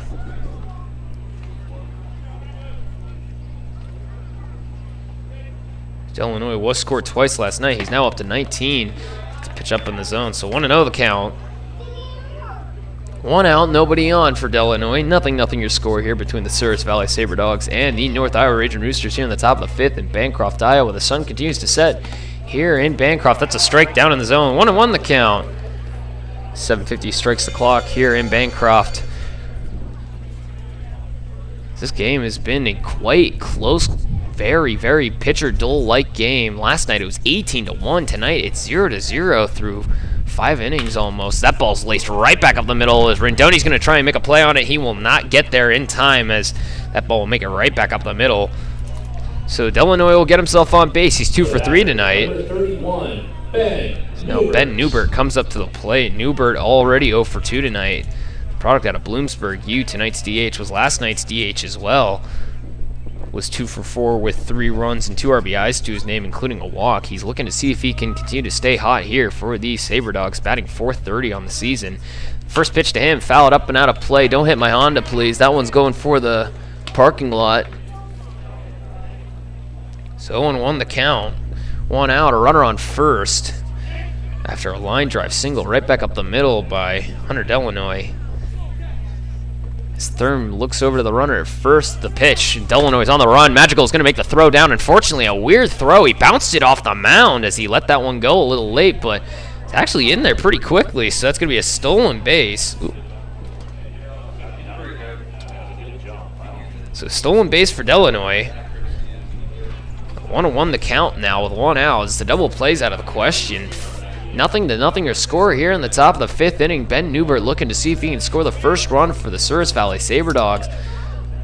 Jacob Thurm continuing to lurk if he can keep this game at 0-0, as that's going to be a strike on the outside corner on a nice breaking ball.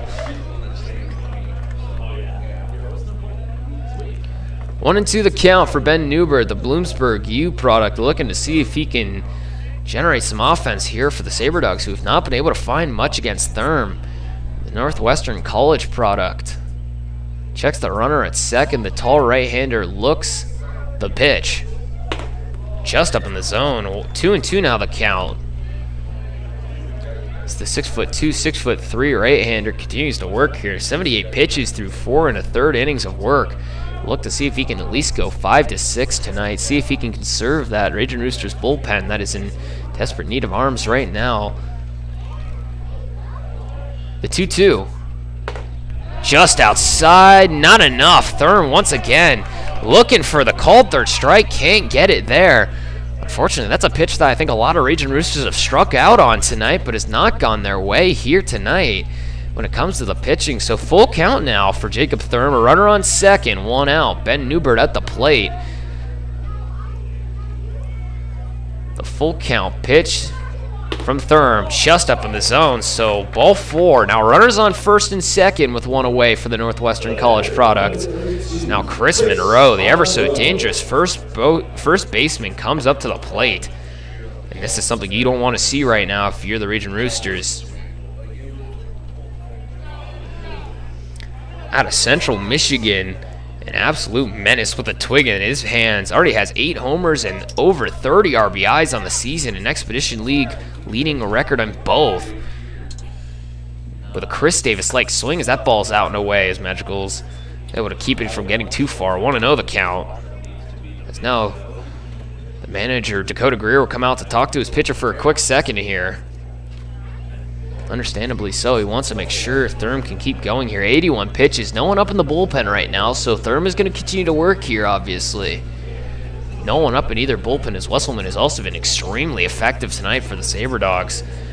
He's been outstanding. Already has 8 strikeouts, only 3 hits and 2 walks. Thurm a little less effective, but still doing well. 5 hits, 4 walks, and 5 strikeouts. Obviously, walks have been a big problem this season for the Ragin Roosters as well, unfortunately.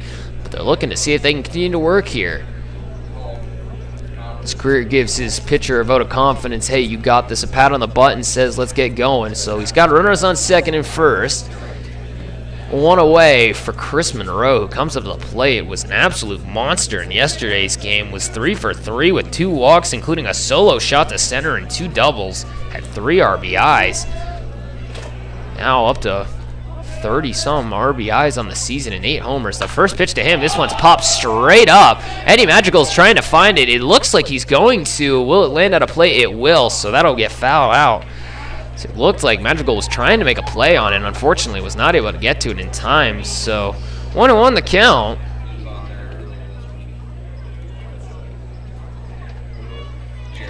Madrigal, a rising sophomore at St. Mary's, was trying to see if he could find that one. Could not find it. Jacob Thurm continues to work here against Chris Monroe, the Central Michigan first baseman. The tall, over 6'5" first baseman looks more like an offensive lineman than a baseball player. The 1-1. Outside, ball 2. So 2-1 the count as he's going to continue to hear it from the Ragin Roosters dugout, who really just looking to see if they can get one on the outside corner.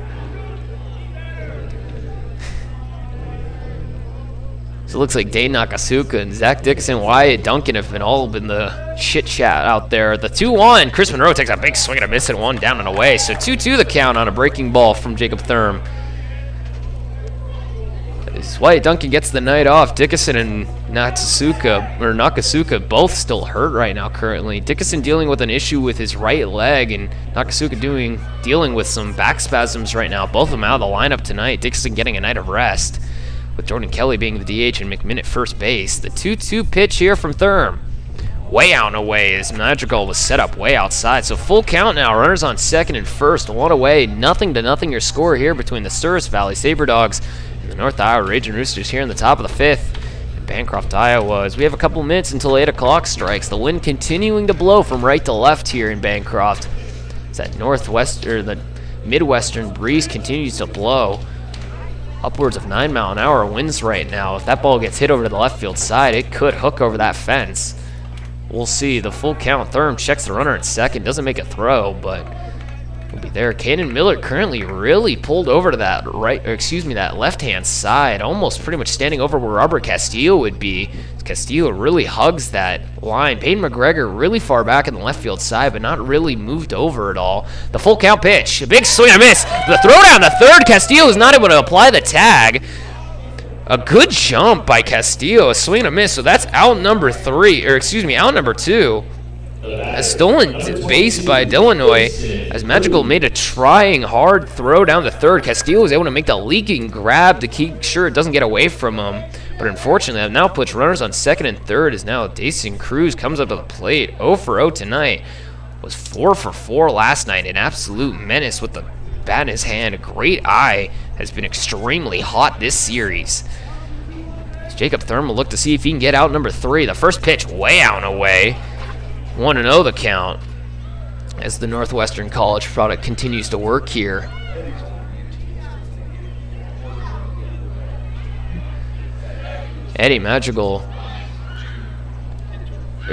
Jacob Thurm on the mound right now. The 1-0. Strike on the bottom half of the zone. 1-1 now the count. 2 outs. 0-0 your score. Runners on second and third after a double stealed by Hunter Delanoy and Ben Newbert on the strike 3 swing and a miss by Chris Monroe. So they were looking to see if they could score if Monroe was able to make contact. The next pitch up in the zone. 2-1 now the count of this young Ragin Roosters crew. A lot of the players on this Sabre Dogs team are upperclassmen, a couple of grad students on this crew as well. As the Ragin Roosters are mostly a crew of rising sophomores and juniors, including Eddie Madrigal, the tonight's catcher, 19 years old. The next pitch is fouled away, 2-2 the count. Madrigal, a rising sophomore at St. Mary's, he's only 19 years old. Castillo at third base, only 18. Andrew Kirchner and Andrew Pyle, both in the dugout tonight. Both also only 18 years of age, both coming out of high school. A very young crew here for this Ragin Roosters team, but has been able to generate some wins. Currently sitting at second place at 6-7 on the season. The next pitch from Thurm, laced out towards left field. Peyton McGregor is going to look for it. He's going to find it. That'll be out number 3 as Thurm gets himself out another inning. No run score, so we'll head to the bottom of the 5th inning. 0-0 your score here between the Souris Valley Sabre Dogs and the North Iowa Ragin Roosters. That's the first time Dayson Cruz gets out here in Bancroft. We'll be back after this quick break. Thank you for listening to the Ragin Roosters broadcast. We'll be back momentarily.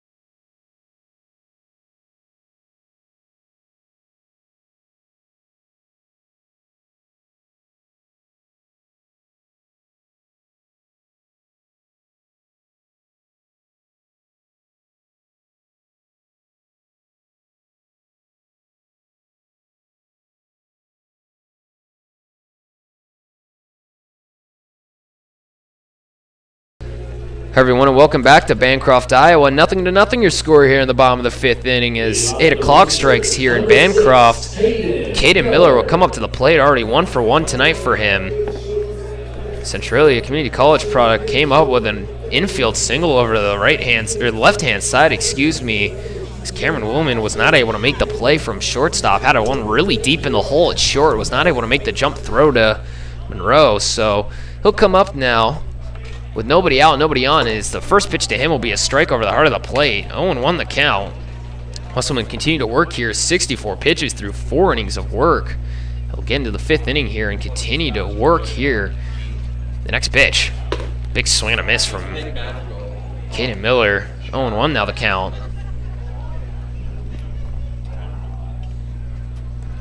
0-2 the count here for Caden Miller. Nobody on, nobody out as Wesselman sets the pitch. Way out and away, 1-2 the count. That outside corner has been very generous tonight for the Sabre Dogs.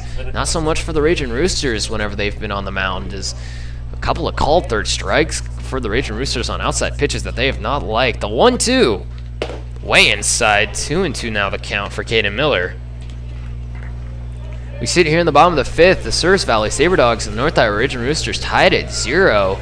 Here in Bancroft, as the sun continues to set here on the first base side, could cause some issues for that left side of the infield and outfield. The next pitch fouled off by Caden Miller. Tonight's shortstop continue to work here. Miller, probably one of the more entertaining players here with the Ragin Roosters, is known for filling his back pockets with sunflower seeds and wearing a wife beater underneath his jersey. That's going to be a ball inside. Full count here. Excuse me, just wears those tank tops, the black and white muscle tank tops he likes to wear underneath his jerseys. Was wearing a black one yesterday, switched it up to white tonight, and apparently it's done him some good luck. It's the full count pitch to Caden Miller. He's going to lace this one right back up the middle as a slow bouncer. Willman's going to try and pick it up and make the throw over to first. He won't get there in time. Another infield single as Miller was able to nub that one right back up the middle. Willman was not able to make the play, so now we'll have a runner on first. Nobody out.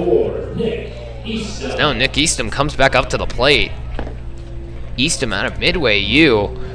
0 for 1 tonight. Has a walk and a ground out to the shortstop side. Had 3 strikeouts last night. Is looking to see if he can change his fortunes here tonight. Already has a walk to his name, and he did ground out in his first appearance, but now he has a runner on first again in Caden Miller. Last time this happened, he made it on with a walk. Nobody out. The first pitch to Eastham. He's going to get laced over the right field side. It'll drop. So that'll have runners on second and first after a single by Nick Eastham laced over to the right-hand side. It was just short of Hunter Delanoy's glove. So now with nobody out, Michael Pratt comes up to the plate. Runners on second and first. 0 for 2 for him tonight as the main U product comes up. He was 0 for 1 last night with 3 walks to his name. He struck out swinging in his last appearance, grounded out to second base in his first. So nobody out, runners on second and first. Caden Miller on second, Nick Eastham at first. After back-to-back singles, as Pratt sets up for the bunt, he's going to hit it right down that third base line. He's going to try and make the throw over to third. Miller does not slide. He's going to be out at third. He was not. It doesn't look like he was given a signal at the slide at third, so that'll be a fielder's choice for Michael Pratt on a good attempt there. He made the right bunt play, hit it towards that third base side. So Miller will be out as now Eddie Madrigal comes up with one away. Runners on second and first. Eastham on second. Great speed over there at the second base bag. And now Michael Pratt on first also has good speed. So we have a good crew on the base paths right now. So Madrigal's tonight catcher comes up to the plate. He's 0 for 2 tonight, including a strikeout and a line out to right field. So now with one out, he's going to take the first one. He's going to lace it right down that right field line. It's going to head out of play though. This Magical, a good middle of that order swing, has a smooth left-handed swing. Pulls the ball quite often, whether it's a breaking ball, fastball, does not matter. He's able to really ring the ball. Only 19 years of age at St. Mary's, did not play last year, but has a great scouting report from multiple other scouts across the area. Favor him as a good power bat as this ball gets fouled up and out of play. 0-2 the count. 0-2 the count, one away. Runners on second and first after a fielder's choice gets Caden Miller out at third base. Eastham on second, Michael Pratt on first, both with excellent speed. If a ball gets down in the gap, they can easily score the first run of the ball game here in the bottom of the fifth. Still 0-0 your score between the Souris Valley Sabre Dogs and the North Iowa Ragin Roosters. There's an arm warming up down there for the Sabre Dogs right now, and another one up for the Ragin Roosters. No one throwing just yet, though, as that ball gets hit over to the left-hand side. It's going to land out of play for Magical, so he'll stay alive here. 0-2 still the count here. From the product from the Sacramento area. From Elk Grove, California. He's from the Sacramento area. A Kings fan, unfortunately, he said. Obviously, the Kings not being an exceptional team. Still have some nice young pieces, unfortunately. Not the most well-run organization, if you ask most, including Kings fans themselves. But that's okay. He's still faithful to his squad, nonetheless. As the St. Mary's product gets back up to the plate. 0-2 the count. Runners on second and first. One away. 0-0 your score here in the bottom of the fifth between the Sabre Dogs and the Ragin Roosters here in Bancroft. Wesselman continue to work here. 76 pitches through 4 1/3 inning of work. The 0-2. Lined over the first base side. A diving catch by Chris Monroe. What a play over at first base. As an absolute line drive off the bat of Magical is just snagged by Monroe, so that'll put up 2 outs now as Peyton McGregor comes up to the plate. Magical getting robbed over there as Monroe just goes full extension to get the out. So now 2 outs again with runners on second and first, and Ragin Roosters continue to leave runners on base here. Not that they haven't tried another robbing from Magical. So now Peyton McGregor comes up to the plate with 2 away, runners on second and first. 0-0 your score. The first pitch to Peyton McGregor, up and in the zone, but it's going to be a called strike. So 0-1 now to the Oakland U product. 1 for 1 tonight for him. A walk and a single up the middle for him tonight. He's been on base both times as the rubber chicken continues to squawk from the Ragin Roosters dugout.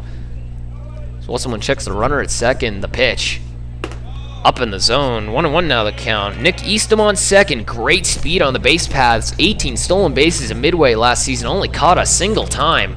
Michael Pratt on first. Obviously also good speed. A hit to the outfield could easily score 1, if not both, depending on how far it rolls. McGregor's got great power. The 1-1. Way inside. So 2-1 now the count to McGregor. 2 outs, runners on second and first, 0-0 your score here in the bottom of the fifth inning. The Sabre Dogs and the Ragin Roosters tied here in Bancroft in what has been a closely contested game. It's definitely got fans on the edge of their seats. And what was in comparison to last night's 18-1 blowout, it's been a much better game, as this is going to be a strike on the inside corner.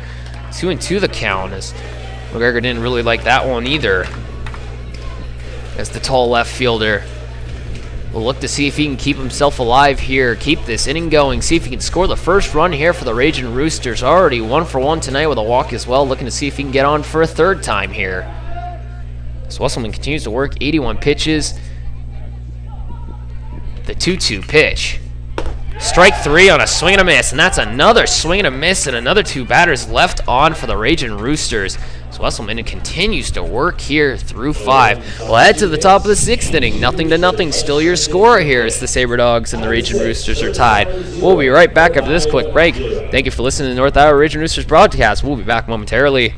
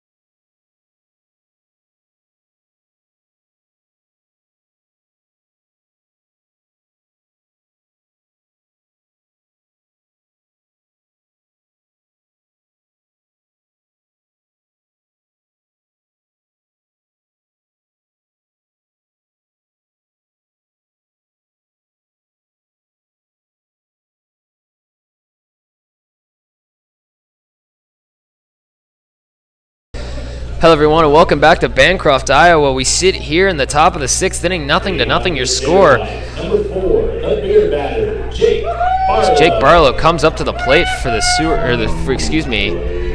for the Sabre Dogs here in the top of the 6th. 0-0 you steal your score as the Delta State U product comes up. 1 for 2 for him tonight.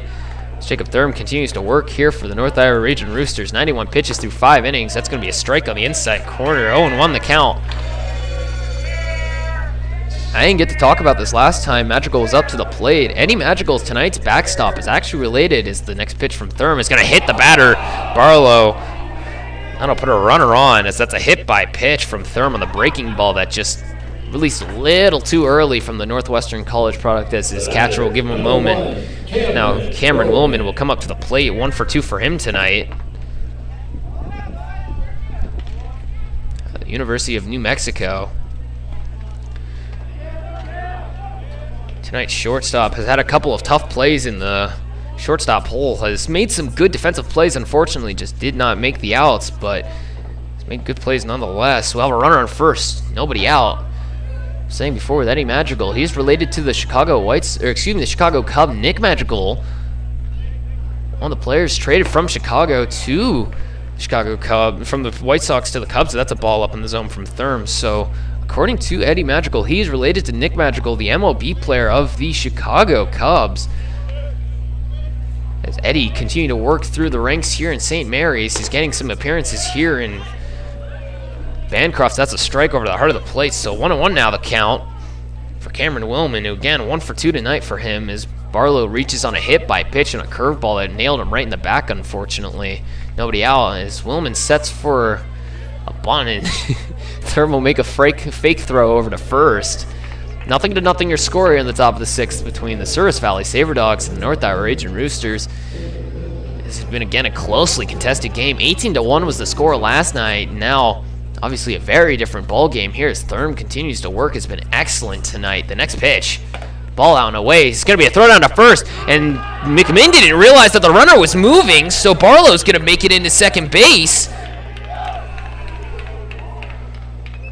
On a stolen base on what was an odd play, McMinn thought that Barlow was coming back into second. Magical knew that Barlow was really far off that first bag, threw it down the first. McMinn thought that Barlow was going to slide back into first, did not. So now there's a runner on second, 2 on the count, the pitch, and that's going to be a swing and a miss from Willman. So now 2-2 the count, but the double play out of the question now on a smart base running play by Barlow. McMinn unfortunately gets cut. Not sure where the runner was at and tried to make the tag at first where there was no runner, and Barlow makes it into second base cleanly. As Thurm continues to work here, 97 pitches through 5 innings of work. The 2-2 pitch from the Northwestern College product. This one's laced over to the right-hand side. McMinn's going to try and make a play on it in foul territory. It's going to be out of play. No, they're going to call the out as that ball would have been out of play. Hold on. Yeah, we're going to see where we're going to have a conversation. I believe McMinn was out of play, and that's exactly what the first place umpire is going to call. So unfortunately, it will not be the first out of the inning, as McMinn was able to retrieve the ball and make the throw over to third. So it's going to count as a foul ball. McMinn made a great defensive play, making the catch along that first base side, and then made the throw over to third cleanly, as Barlow had no time to make the run over to third base on a ball that usually you'd think a runner could maybe try and extend himself over on. So 2-2 still the count. Willman's still alive on the foul ball that made it out of play, because as the area over on that first base side is spray painted off to show that it is out of play territory. The same thing's on the third base side as well towards the dugouts. So the 2-2 pitch from Thurm again. Big strikes 3. That'll be a swing and a miss. So 1 away now. Well, the runner still on second base is now Ben Livorossi comes up to the plate. Number 12, Ben Livorossi. Or Livorsi, excuse me. I called him Livorossi. Livorsi comes up 0 for 1 for him tonight. Already has a walk and a ground out to second base. As we've seen, has been extremely as good as now. Magical's going to go out and talk to his pitcher for a moment. With 1 out, a runner on second. Barlow making it over to second base on a throwdown by Magical to Sage McMinn, who made a tag attempt at first, but didn't realize that Barlow took off for second base. As Barlow was caught halfway between second and first. Magical threw down to first, hoping to try and catch the runner napping, and unfortunately, Barlow just advances to second base and gets the stolen base out of it. So now Lavorsy comes up with one out, a runner on second. Still 0-0 your score here in the top of the 6th inning between the Sabre Dogs and the Ragin Roosters. The first pitch, ball outside on the curveball. It's now Jacob Thurm up to 100 pitches on the night. He will most likely be finished up here soon. I think Dakota Greer is getting ready to get up and maybe pull his pitcher here unless he can get through quick 2 outs. The hope is that he can. They won't want to try and overextend him too much. Someone's over in the Ragin Roosters bullpen. I believe that's Cade Hobbs over there, who made an appearance last night. He'll get another one tonight possibly. That ball's up in the zone. So 2-0 the count. It's one of Hobbs or Holmes that is up down there, it appears. I can't tell which one exactly. So 2-0 the count to Ben Lavorsy. A runner on second. Jacob Thurm now at 101 pitches through 5 1/3 innings of work. Still has yet to give up a run in this 0-0 ball game at the top of the 6th. The Northwestern College product continues to work here. The 2-0. This ball gets popped up and over to the out of place side as Castillo looked for it and couldn't find it. So now 2-1 the count with one away.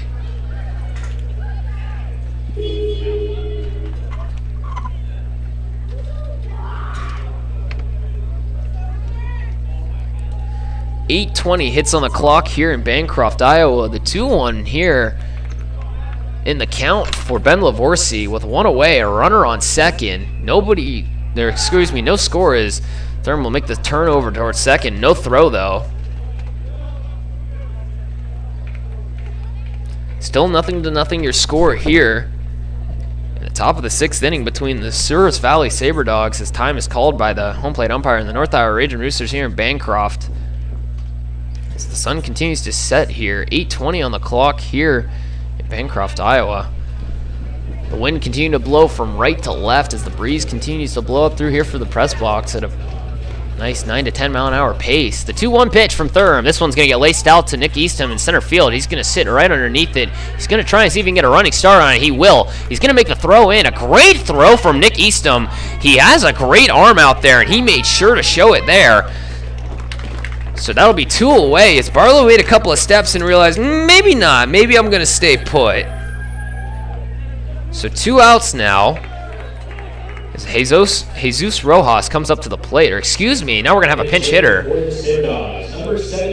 Seth Delgado will come up to the plate. Usually a catcher for these Souris Valley Sabre Dogs. He'll come in tonight as a pinch hitter.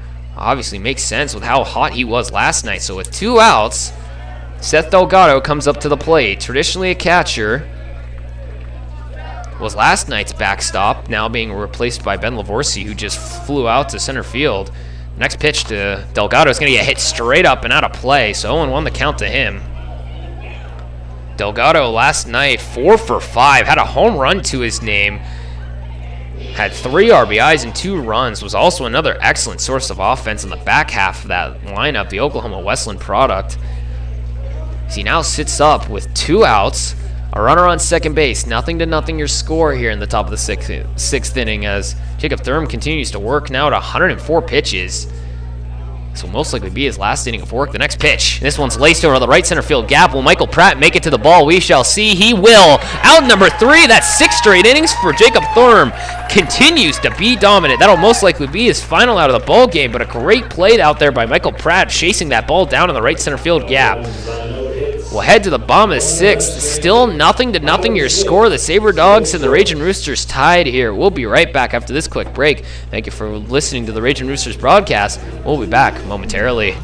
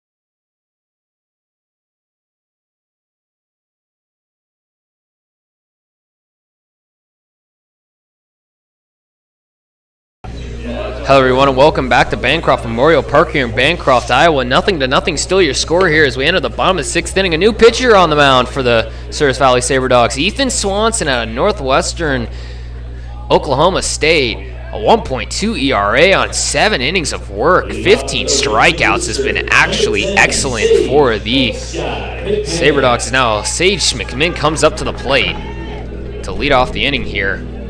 1 for 2 tonight, including a strikeout and a single to his name, tonight's first baseman. He'll come up now to lead off for the Ragin Roosters out of the state of Montana, headed to Missouri Baptist next season. Next pitch. Big swing and a miss as the heat from Swanson goes right by. Let me tell you, Ethan Swanson has an absolute flamethrower for an arm. If we've seen here in warm-ups, he has been pumping heat. Obviously it shows with that 1.28 ERA. The next one fouled over and out of play. And now 0-2 the count for Sage McMinn. This might be something that actually helps out for some of these Ragin Roosters. They've been quite early on some of these pitchers in this league, have been fortunately getting more nubby hits and less of actual solid swings that they've gotten mostly off the end of the bat. They'll look to see if that'll help them here. The 0-2. Ball inside. And 1-2 now the count. Nobody out, nobody on, as Sage McMinn will lead us off here in the bottom of the 6th. 0-0 your score after Jacob Thurm able to get through 6 innings of work on 105 pitches. Will most likely be his last inning of work, unfortunately for him. But an outstanding performance for him as that ball comes in at Sage McMinn's kneecaps. It'll stay away from hitting him, though. So 2-2 the count on a breaking ball there. It looked like a bit of a change-up type of pitch. I'm not sure entirely. The next pitch from Swanson. Laced over to that shortstop side. Willman's going to pick it up. McMinn's going to try and beat it out. He will. The ball's going to bounce past Monroe. So that's going to be...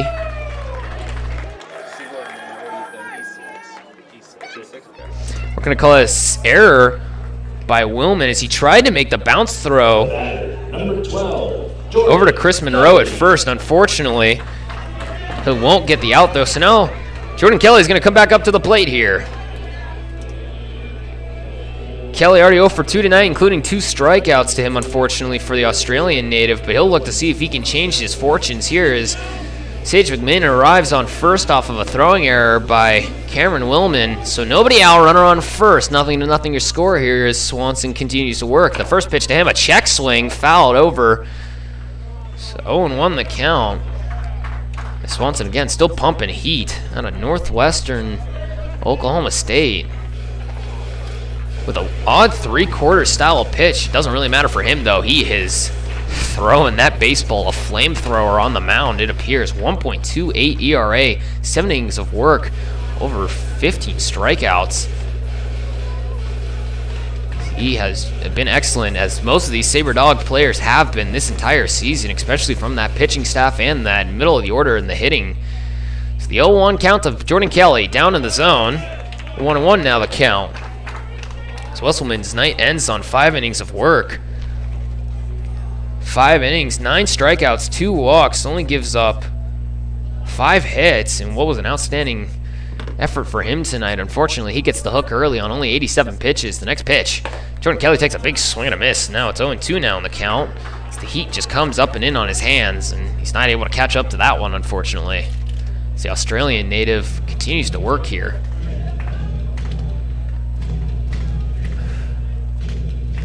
Swanson set. Sage McMinn on first. Nobody out. 1-2 the count here for Jordan Kelly. The pitch.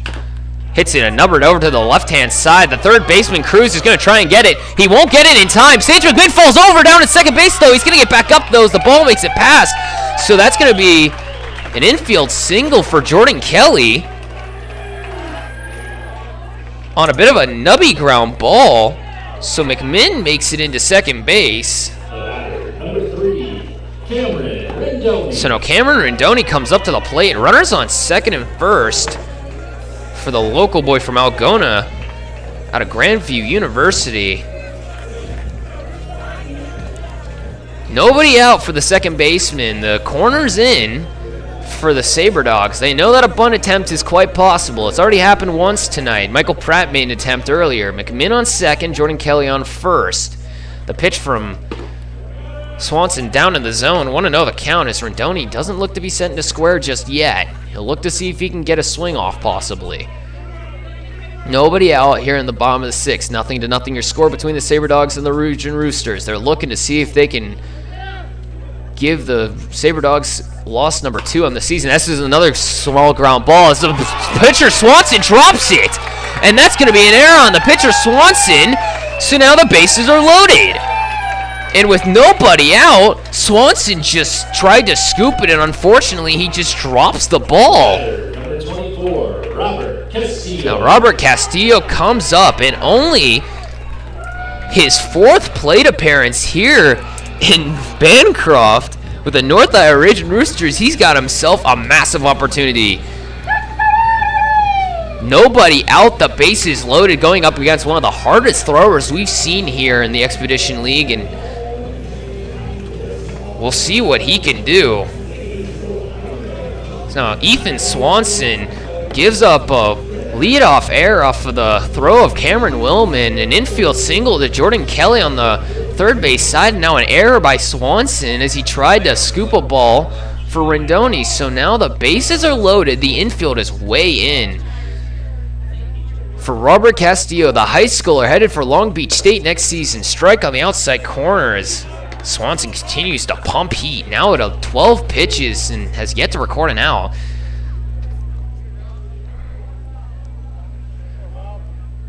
Robert Castillo literally just appearing here only a matter of 2 days ago, as the next pitch is a swing and a miss, is one down and in on his feet. So 0-2 as he is not happy with himself on that one. The nerves are obviously there, you can imagine. It's a big opportunity for the 18-year-old in his first start here in the Expedition League at third base tonight. Already 0 for 2 for him, unfortunately, including a strikeout and a fly out to center field. Made it on an error in his pinch hitting appearance last night. The 0-2 count, the pitch. Breaking ball too far outside for Swanson, so 1-2 the count. As Castillo continues to work here tonight. Again, 0 for 2 for him, tonight's third baseman. He's had a couple of nice defensive plays, though, over at third base. As Swanson sets the pitch.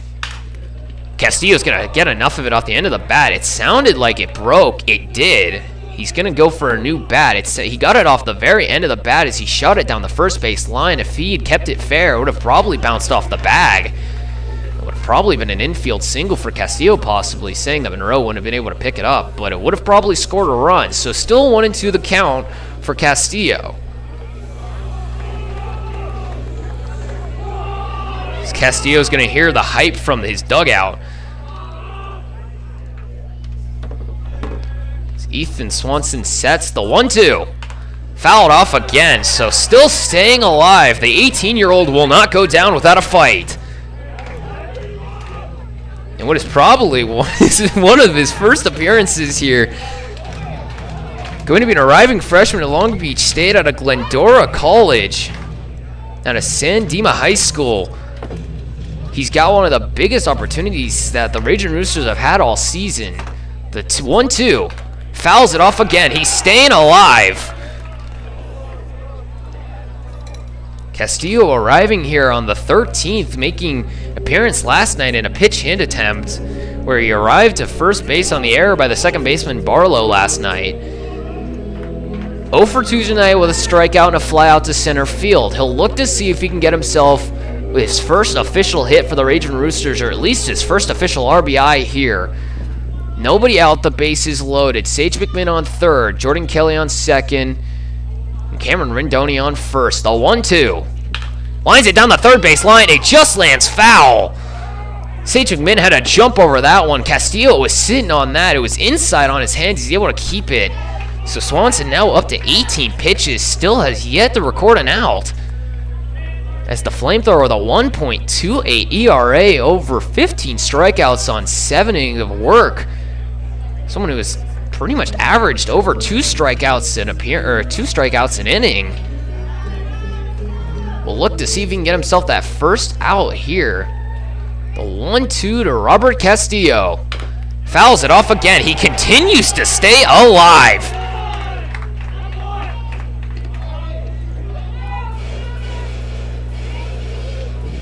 An 8-pitch at-bat for Robert Castillo as he continues to work here on Ethan Swanson, who now is up to 19 pitches, has yet to record an out. An error to Sage McMinn, an infield single for Jordan Kelly, and an error for Cameron Doney.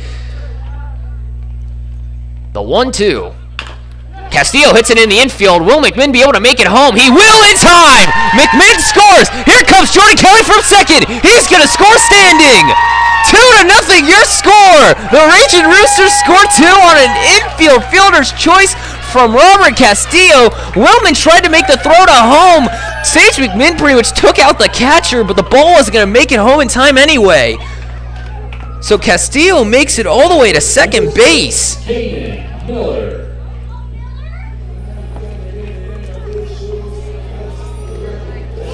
So Kelly's gonna score on an error. Rendoni will advance to third, and Castillo will make it all the way to second base on a throwing error by Cameron Willman. So now, Caden Miller, already 2 for 2 tonight, comes up to the plate. Tonight's shortstop, still nobody out. 2-0 your score. Caden Miller takes a big swing and a miss, 0-1 the count. But now it's a 2-0 ball game. The Ragin Roosters have the lead. For the first time here against the Sabre Dogs, they lead. They were down massively in last night's game, losing 18-1. Now ahead 2-0 tonight. It's been a very different ball game. Foul tip, strike 2.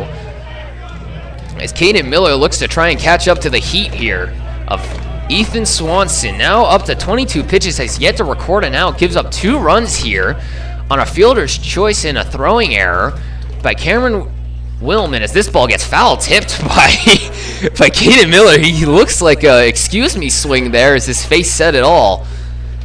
Still 0-2 the count for the Centralia Community College product. Excuse my excitement there. I might have been yelling a little bit on that last call. I apologize if I was, but 2-0 now your score here in the bottom of the 6th inning between the Sabre Dogs and the Ragin Roosters. We have time called by the home plate umpire for a moment. The infield still in for these Sabre Dogs. If Caden Miller laces one anywhere just into shallow center or shallow outfield, he can score at least 1, maybe 2. Rintoni's got, Castillo has solid legs. Was able to make it all the way up to second base. The fielder's choice. So that's a check swing. The ball gets away. Rindoni's going to try and score. He's going to get caught though. Castillo's going to make it into third base. So Rindoni will get out at home on a passed ball. So Rendoni will get out as he tried to score. Lavorsi had the ball almost bounce away from him. So Castillo will make it up to third on the stolen base. So 0-2 the count. We now have 1 away. As Rendoni gets caught trying to score from third on what he thought was a ball that made it far enough away. Unfortunately, does not. So the Grandview product will get out at home as Caden Miller comes up to the plate. The 0-2 down in the dirt. The 1-2 there. So now it's 2-2 in the count for Caden Miller. 1 out. Robert Castillo still on third base. The infield still in for these Souris Valley Sabre Dogs, trying to make sure that lead doesn't get any further. Jacob Thurm's night is over right now. We have a man up in the bullpen for the Ragin Roosters. We'll see who comes out next. The next pitch from Swanson, a big swing and a miss. So Caden Miller will go down on strikes, as now Nick Eastham will come up to the plate. The batter, number 4, Nick Eastham. Eastham, the product out of Midway, comes up with 2 outs. Runner still on third. He's currently 1 for 2 tonight. He has a single to his name and a walk. Did ground out in his first appearance. Much better than what he had last night. Unfortunately, struck out 3 times in 3 at-bats. He'll look to see if he can continue to stay hot here tonight. 2-0 your score. The infield goes back to normal for the Sabre Dogs. Castillo on third. The first pitch from Swanson way inside. Almost makes it past the catcher, Lavorsi. 1-0 the count. Swanson entering this game with a 1.28 ERA. Gets the bases loaded and then gives up a fielder's choice that scores 2. So now the next pitch. Strike on the outside corner. 1-1 now the count to Eastham as the Midway product looks to see if he can get himself back on base. 2-0 your score here in the bottom of the 6th. The Ragin Roosters now lead the Souris Valley Sabre Dogs in the first time this series. And looking to see if they can hand them their 2nd loss of the year. The next pitch. Eastham's going to sit on a breaking ball. It looked like a bit of a slider. Now 1-2 the count. Swanson, with that three-quarter style, has extreme heat in his arm, has been throwing mostly high velo numbers. That breaking ball, definitely a little different, not something we've seen just yet. The 1-2, way out and away, so 2-2 now the count. As Castillo scoring 2 RBIs on a fielder's choice and then a throwing error by Cameron Willman on that said fielder's choice. As they made it past the catcher, Ben Lavorsi, Sage McMinn pretty much did a takeout slide at home. As Lavorsi was pretty much standing on home plate and took out his legs. Now the 2-2 to Eastham. Strike 3 on a swing and a miss. So we'll head to the top of the 7th inning, but now it's a whole new ball game. The North Iowa Ragin Roosters lead 2-0 here over the Souris Valley Sabre Dogs. 3 errors caused the biggest issue for the Sabre Dogs. We'll head to the top of the 7th, a new pitcher on the mound. We'll be right back after this quick break. Thank you for listening to North Iowa Ragin Roosters broadcast. We'll be back momentarily.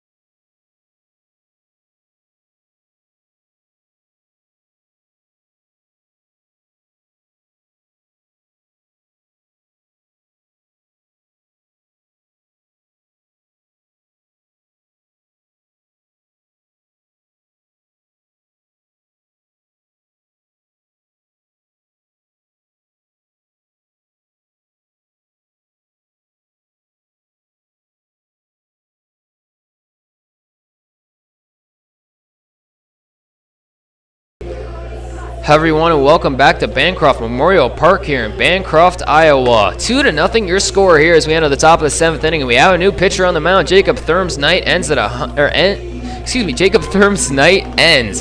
He went 6 innings through 105 pitches, only gave up 5 hits, 4 walks, and 7 strikeouts, including a hit by pitch, but gives up no runs.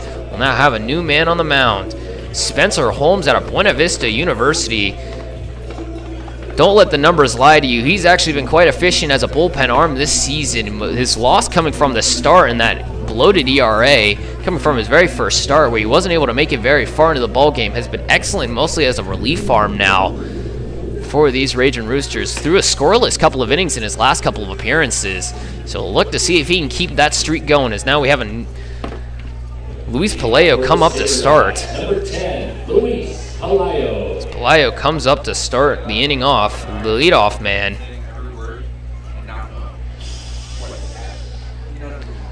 Palayo 0 for 3 tonight, was 1 for 5, I believe, yesterday, or at least 1 for 4 at the bare minimum. Yes, he was 1 for 5 yesterday. 0 for 3 tonight is the first pitch to him is a ball in the dirt. So 1-0 the count.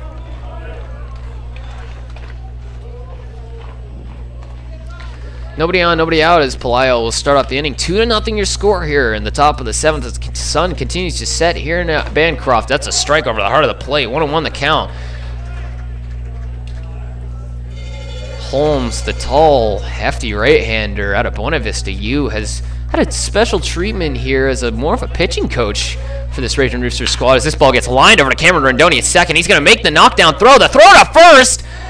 In time. Out number 1. Sage McMinn with a good scoop, a hard ground ball to second base. Rondoni was able to knock it down, throw it from his knees, and get the out. So that's 1 away. Batter, number 21, Hunter Delanoy. As Hunter Delanoy comes up to the plate.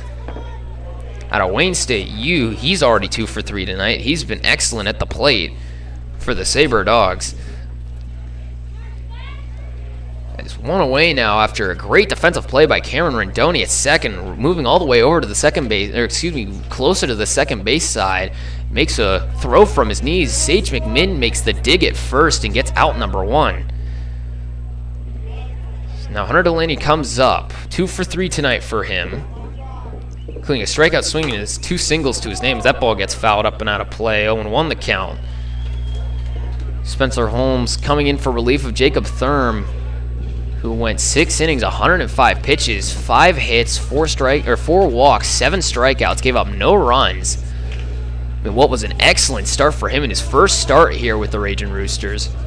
As the Roosters are looking for the first win here against the Sabre Dogs and give them loss number 2 on their season. Another strike on the outside corner. 0-2 the count for Spencer Holmes.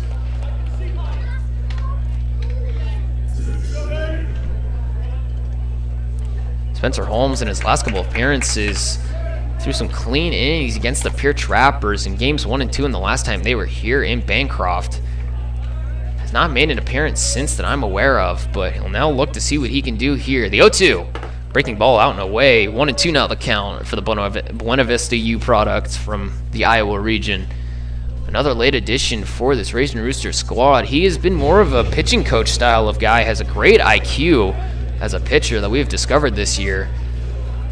Has been the man that usually goes down to the bullpen with the team whenever a pitcher's coming up. And that's a strike three, oh, excuse me, foul tip. I thought Madrigal was able to make the catch. He was not able to. So 1-2 still the count as Delanoy stays alive. 1 out, nobody on, 2-0 your score here in the top of the 7th inning. The Ragin Roosters lead after a fielder's choice by Robert Castillo, a ground ball to the shortstop, Cameron Willman, who then overthrew the catcher at home to score Jordan Kelly. So that's going to be a ball down in the dirt now from Spencer Holmes. 2-2 now the count. With the bases loaded, Castillo was able to hit a ground ball to the shortstop Willman, who made the throw to home, overthrew his catcher Ben Lavorsi. Sage McMinn scored easily, and then Jordan Kelly was able to score all the way around from second base. So they were able to score 2 on that run, on that play, before Swanson settled down to get the final 3 outs. That ball gets absolutely lifted out to right field. Michael Pratt's going to try and make a play on it. He won't be able to, though. Delanoy hits a homer. That'll be the first run of the ball game on an absolute line drive home run to right field. Delanoy now 3 for 4, scores the first run of the ball game for the Souris Valley Sabre Dogs. So 1-2 now your score here in the top of the 7th. So now Ben Newbert comes up to the plate. Newbert 0 for 2 tonight for him, including a walk to his name. This Holmes will have a chat with his catcher Madrigal for a moment. Unfortunately for him, just gets a fastball or the heart of the plate that Delanoy was just able to handle pretty easily. So now the Bloomsburg U product comes up to the plate, 0-2 for him tonight. Last night was 2 for 4. A little bit of a different story tonight as that ball stays out and away. So 1-0 the count for Holmes as he throws the breaking ball. 1-2 now your score. A solo shot by Delanoy makes this a 1-run ball game at the top of the 7th. A strikeout and a fly out for Newbert. And a walk to his name as well. The next pitch, a swing and a miss. So now 1-1 the count.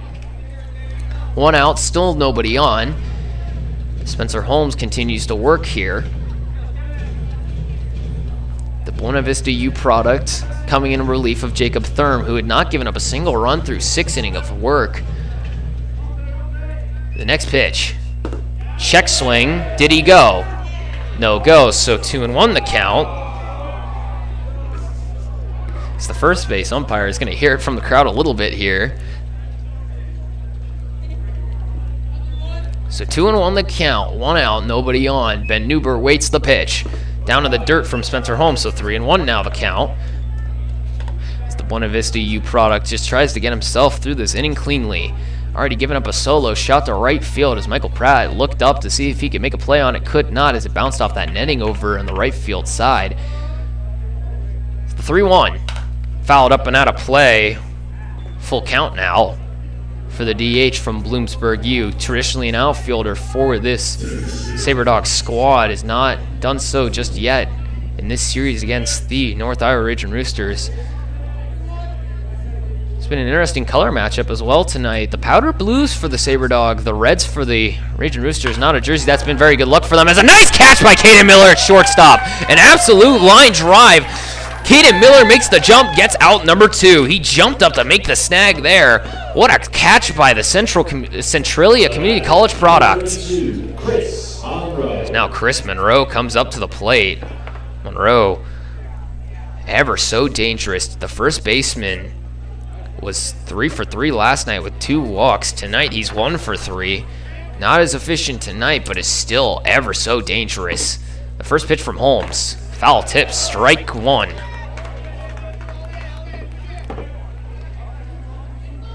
Monroe struck out swinging his first appearance, had a single, and has struck out again in his last one.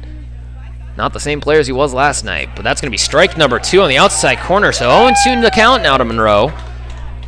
So looking to see if he can keep this inning alive. The 4-hole hitter with a swinging style similar to Chris Davis of the Oakland Athletics, the former, Oakland Athletics, as that ball's down in the dirt. 1-2 now the count. 2 outs, nobody on, 1-2 your score here in the top of the 7th. The Sabre Dogs are down to the North Iowa Ragin Roosters here in Bancroft. It's 8:50 strikes the clock here. The sun continues now to fully set behind the tree line here on the first base side. The lights are on here in Bancroft Memorial Park. The 1-2 down in the dirt again. 2-2 now the count with 2 outs. Spencer Holmes looking to see if he can get through this inning without giving up any more runs. Already up to 19 pitches.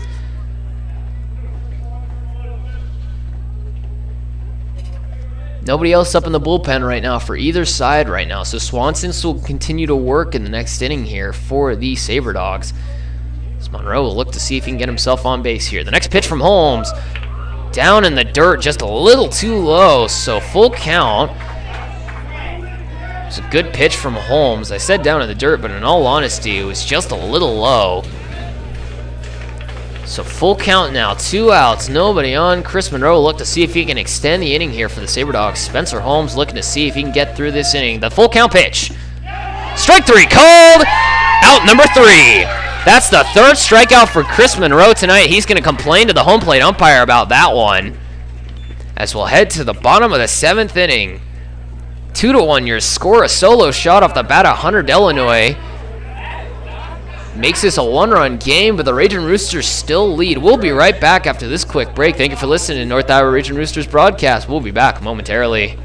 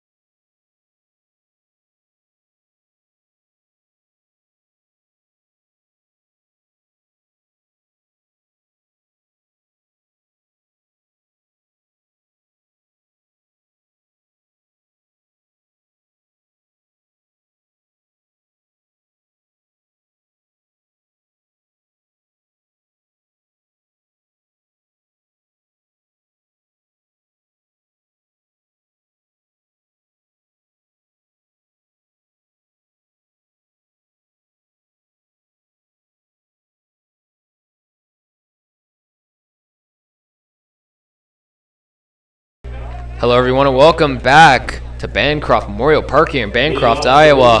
We go to the bottom of the 7th inning, 1-2 your score. The Sabre Dogs and the Ragin Roosters. Right now the Ragin Roosters lead. As Michael Pratt comes up to the plate, 0-for-3 for him tonight. So he'll come up to lead us off. The main new product tonight's right fielder. He's made a couple of good defensive plays as Ethan Swanson continues here. The next pitch to him, way inside. So 1-0 the count. Nobody out, nobody on as Pratt will lead us off here. 0-for-3 tonight for the right fielder. A ground out, a swinging strikeout, and a fielder's choice. A look on the next pitch. This one, a line right back out the middle and almost took Swanson out. I think it got a piece of him. It did, as Pratt will make it on. As that one, it looked like it got Swanson right off the arm. We're going to take a second. He's shaking his hand for a moment. Is it an absolute line drive? It hit right off of his arm. It looked like it bounced off his wrist. He tried to spin out of the way. Unfortunately, couldn't avoid it. Yeah, he's going to be taking a second there. It's probably not feeling too good, as they're already getting an arm warmed up over there for the Sabre Dogs. Fortunately for Ethan Swanson, an absolute line drive off the bat of Michael Pratt. The heat came back right to him, and it got him right on the arm. It looked like it went over his head for a minute. It actually got a piece of his throwing arm, which Cameron Willman tried to pick it up and make the throw to first. It was not in time. So we'll have a runner on first as Swanson tries to shake it off. He will, as his manager will let him stay in this ball game for a moment, at least get a couple of throws off as he's fiddling with what looks like the top of his arm to hand area. I don't know exactly where it hit him. It looked like it bounced either off of his top of his forearm or off the top of his hand exactly. I'm not sure which. He's going to continue to throw here, see if he can get through it. So now a runner on first, a single by Michael Pratt right back up the middle. As Cameron Willman tried to make the play, was not able to make the throw. Now Willman's actually going to point something out on Swanson's hand. His manager's going to come back out for a moment. I don't know if they're going to allow him to continue this game. We shall see. It appears something's on his hand now. They're going to go to the bullpen. So Swanson's night is going to be done. After getting hit by a line drive off the bat of Michael Pratt, unfortunately for him, it's not really his fault. This is an unfortunate situation. I don't think they want to put his health at risk for obvious reasons. It's the hard-throwing right-hander. Unfortunately gave up 2 runs in the last inning. Is now, it looks like the home plate umpire is going to have a chat with head coach Dakota Greer, who's at third base for the Ragin Roosters. And now we'll have a pitcher come in. We'll be right back after this quick break with the pitching change. Thank you for listening to the Ragin Roosters broadcast. We'll be back momentarily.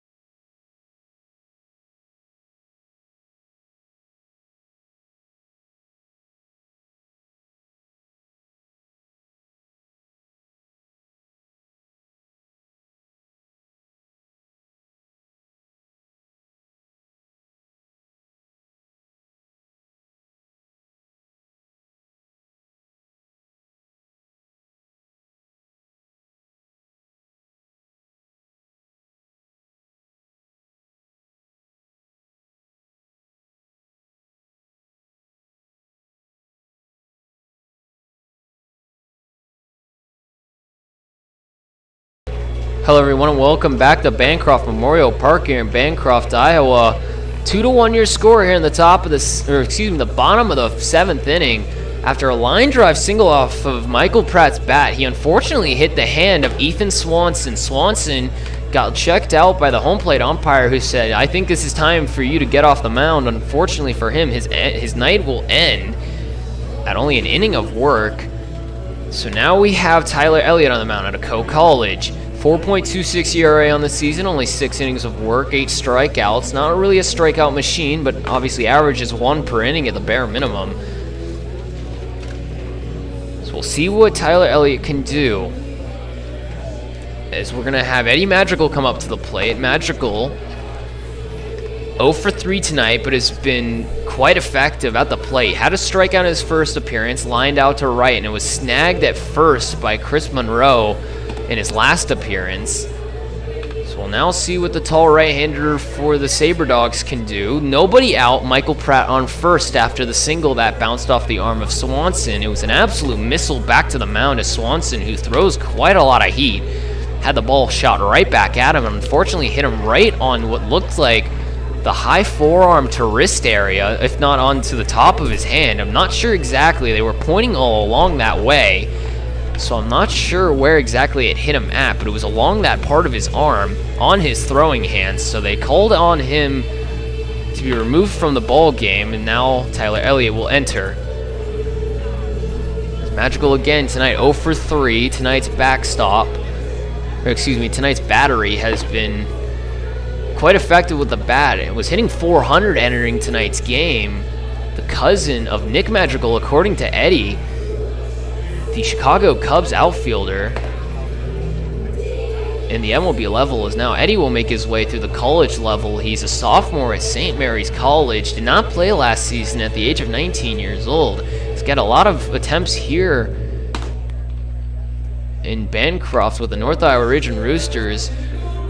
Unfortunately for him, he also joins a very crowded catcher's room, though, filled also with Cy Probst, Craig Kenny, and Andrew Pyle, who's a new arrival, headed to Long Beach State next year. Craig Kenny out of the University of Northern Colorado, and Cy Probst out of Maine University. So now, Eddie Madrigal will now come up to the plate. 0 for 3 tonight for him, but has been able to swing the bat pretty effectively. Has obviously been a very good hitter as a middle of the lineup bat. A good, sweet, swinging left-handed hitter. Knows how to pull the ball. Has a very good eye at the plate. We'll see what he can do here. Runner on first in Michael Pratt. He got on after a line drive single that hit off of Swanson's arm. He was pulled from the game. Tyler Elliott now on the mound. The first pitch from Elliott, way outside, ball 1. Michael Pratt on first. Great speed. Tonight's right fielder, traditionally the center fielder, and traditionally was hitting in the leadoff spot. Nick Eastham gets that tonight in the center field and leadoff spot. Pratt moves to the second place hitting and is in right field. The next pitch to Madrigal, strike over the heart of the plate. 1-1 now the count. Nobody out. A runner on first. 1-2 your score here in the bottom of the 7th inning. The Sabre Dogs down to the North Iowa Ragin Roosters. After 2 runs were scored in the bottom of the 6th off of a fielder's choice off the bat of Robert Castillo, and a solo home run for the Sabre Dogs makes this a 2-1 game. The next pitch to Madrigal, fouled up and out of play. 1-2 the count.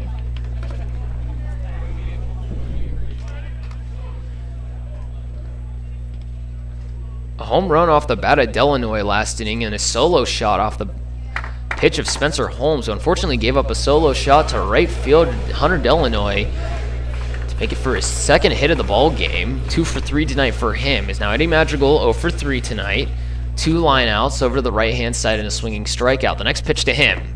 Check swing down in the dirt. So 2-2, that stays low.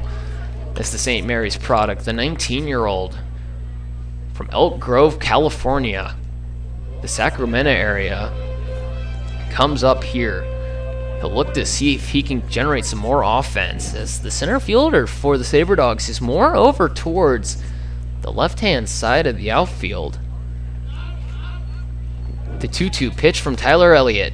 Swung on and drived out to center field. And the minute I say that, of course, the center fielder will make the catch, as he didn't even really need to move. And of course I jinxed that. He's apparently right in the right spot. He knows more than I do. As now Peyton McGregor comes up with one away. Tonight's left fielder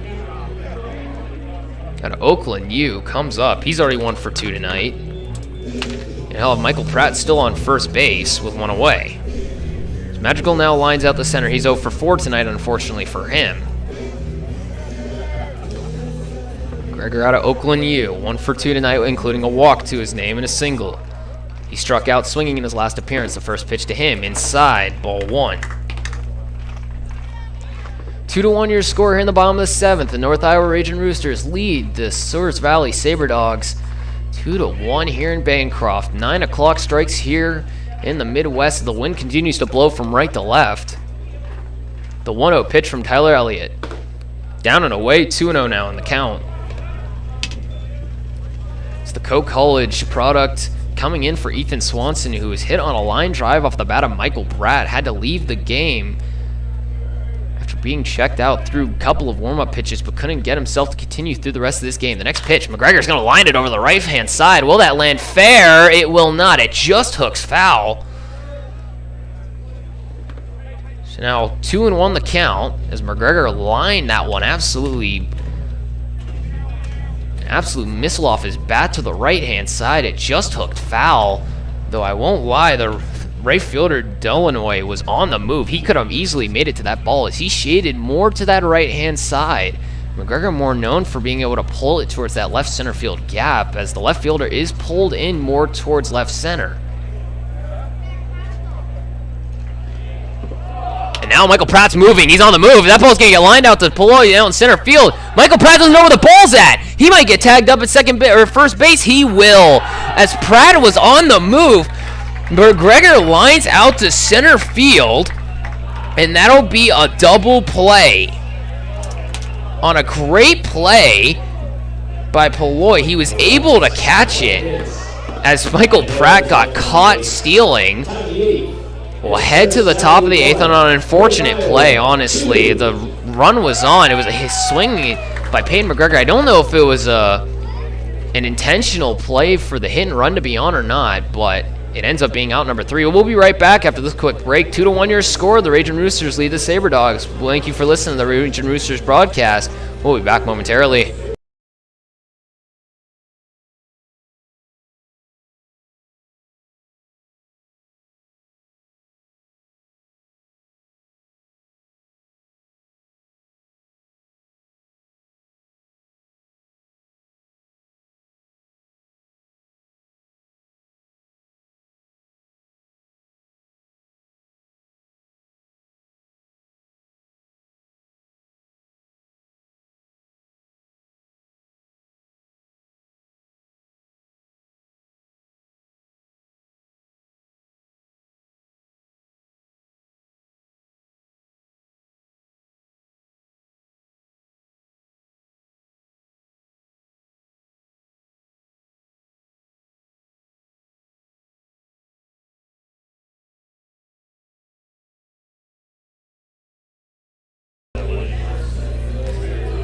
Hello, welcome back to Bancroft Memorial Park back here in Bancroft, Iowa. It's 9:05 hits on the clock here. 2-1 your score as we enter the top of the 8th. The North Iowa Ragin Roosters lead the Souris Valley Sabre Dogs, as now Dason Cruz comes up to the plate. 0 for 1 tonight for him, including 2 walks.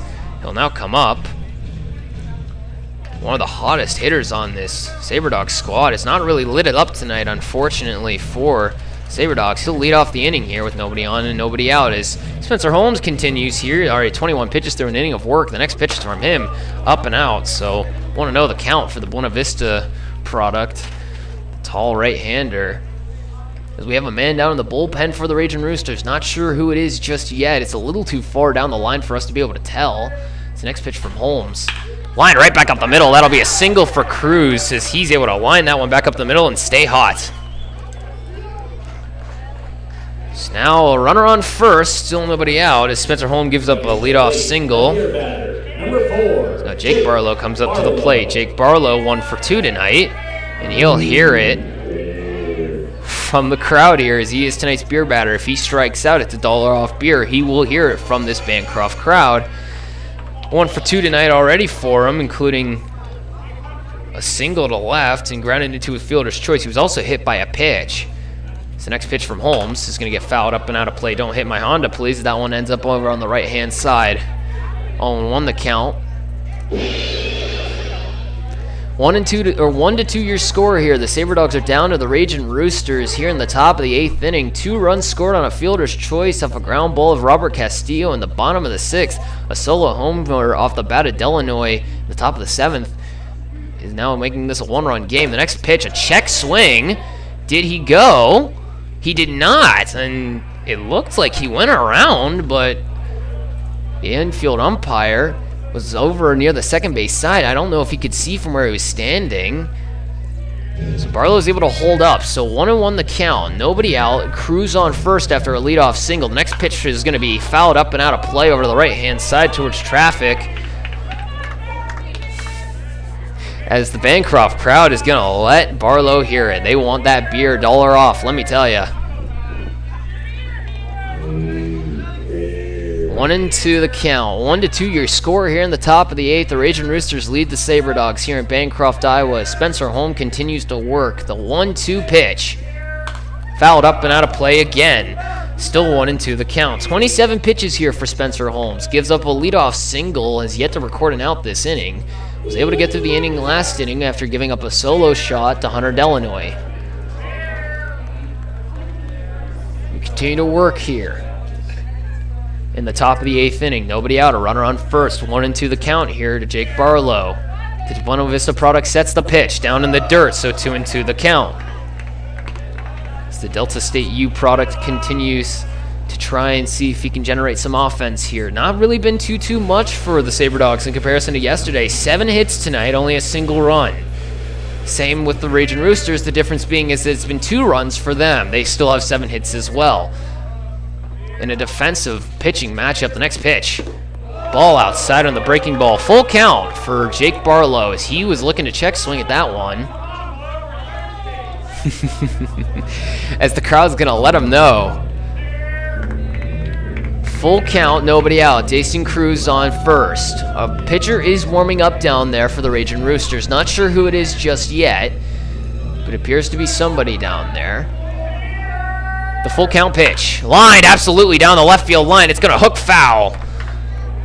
Ooh, that was hit on an absolute line. Barlow was waiting on that one. Unfortunately, didn't wait long enough, so he's going to hit a foul ball. Still a full count. It laces its way all the way down to the end of the wall. That would have easily been for extra bases. Cruz with good speed on first could easily have scored, possibly. So he'll call time for a moment to clear his path over there at first base. Nobody out, full count, runner on first. 1-2 your score here in the top of the 8th. The Buena Vista U product on the mound gave up a solo home run to Hunter Delanoy after Jacob Thurm went 6 innings through 105 pitches, gave up 5 hits, a handful of walks, and I believe 5 strikeouts. And what was an amazing outing for him in his first start, as the kids from the crowd let Jake Barlow know the full count pitch just outside, ball 4. And Holmes really wanted that one. He's going to let the home plate umpire know with that body language a little. Is now nobody out, runners on first and second. Cameron Willman now comes up to the plate. Eddie Madrigal is going to come up to the pitcher for a moment to have a bit of a chat with him. Holmes is going to have a second. He's going to talk with his shortstop as well. As now Dakota Greer is going to come out and talk with his pitcher for a moment. There is somebody, nobody now down in the bullpen. Dakota Greer is going to have a conversation real quick. Still nobody out, runners on first and second.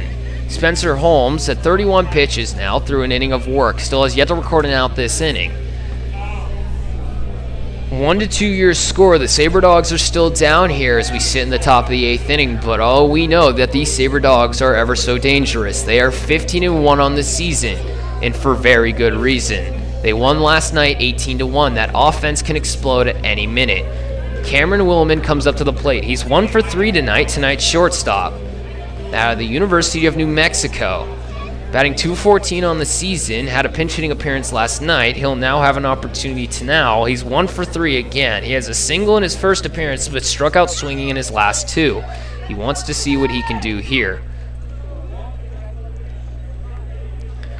The corners are in. The the first pitch is going to be down and in, so it's 1-0 in the count as Willman sets the bunt. You have Sage McMinn really far in on that first base side. It makes sense.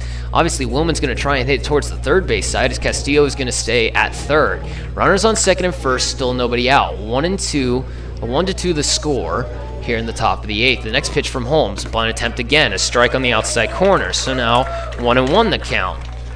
As the Buena Vista U product is looking to get himself out of the pickle that he has put himself into. A single off the bat at Jason Cruz and a walk here to Jake Barlow now puts runners on first and second. The 1-1. Bunted straight up in the air. McMinn's going to pick it up, make the throw over to third. He throws it away past Castillo, and that's going to score a run easily. Peyton McGregor will pick it up, make the throw into the infield. Castillo tried his hardest. So he'll make it on due to an error as Sage McMinn tried his hardest to try and get the throw, and unfortunately it's going to score Crows. Or it's going to score Cruz. So now we have runners on second and third, and now Ben Lavorsi comes up. So now we have runners on second, third, nobody out still. Ben Lavorsi, who is currently 0 for 2 tonight, but is still ever so dangerous. The backstop with 3 home runs in 4 plate appearances before tonight. Nobody out, runners on second and third. The infield is in, it's now 3-2. First pitch to him is going to be a strike on the outside corner. Or excuse me, it's 2-2, I believe. Yes, it is 2-2. I apologize.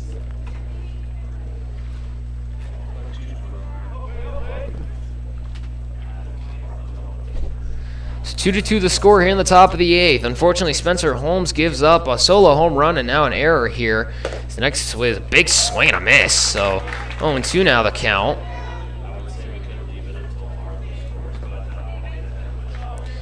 2-2 the score here. Runners on second and third.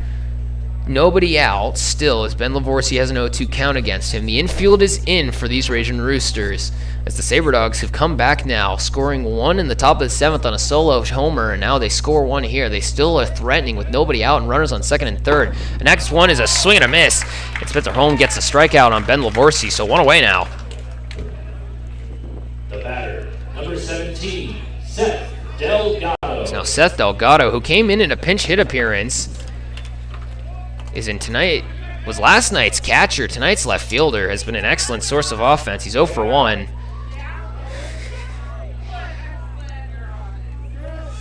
Usually last night's backstop. Tonight Ben Lavorsi got that job. He's tonight's left fielder now as he came in for a pinch hitter. The Oklahoma Wesleyan product will look to see if he can generate some offense here. 1 out, runners on second and third. The first pitch from Holmes, strike on the outside corner, so 0-1 the count. Runners still on second and third. You have Jake Barlow on third and Cameron Willman on second.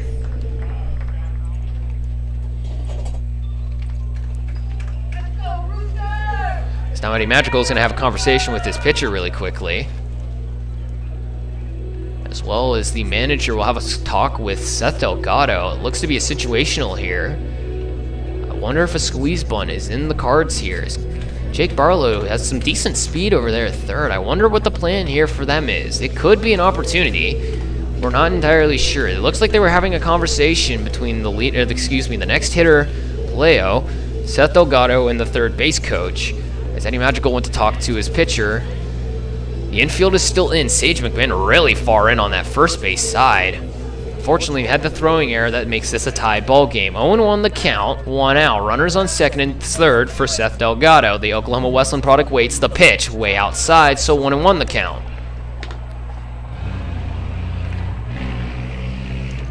As 9:15 strikes here in Bancroft, Iowa. I almost said Oklahoma. I said Oklahoma Wesleyan too many times. We sit here in Bancroft, Iowa, 2-2. Your score here in the top of the 8th. Tie ball game between the Sabre Dogs and the Ragin Roosters. The 1-1. Seth Delgado will lace this one over the right field side. It's going to hook just foul as he got enough of that ball to easily have scored both runs. Even if Michael Proud would have chased that one down, it would have scored at least Barlow. It was deep down that right field line. Delgado has been hot here in Bancroft. Last night was 4 for 5 with 3 RBIs and 2 runs. Was absolutely outstanding. Because of that, he gets a pinch hitting attempt earlier in this ball game, and now he comes up for his second attempt. Tonight's left fielder now. The 1-2. Strike 3 called. Swing and a miss. As Magical dropped the ball, but Delgado walked away for a second, didn't realize that he dropped it, so now 2 away. The batter, number 10, Luis Palayo. So now Luis Palayo comes up to the plate. He's 0 for 4 tonight.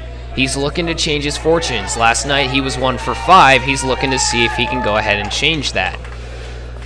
The product out of USAO was hitting 400. Definitely has dropped below that now tonight. 2 outs, runners on second and third. The infield back to normal depth now for the Ragin Roosters. 2-2 your score here in the top of the second. The next pitch from Spencer Holmes. Up and away. 1-0 the count. Jake Barlow on third.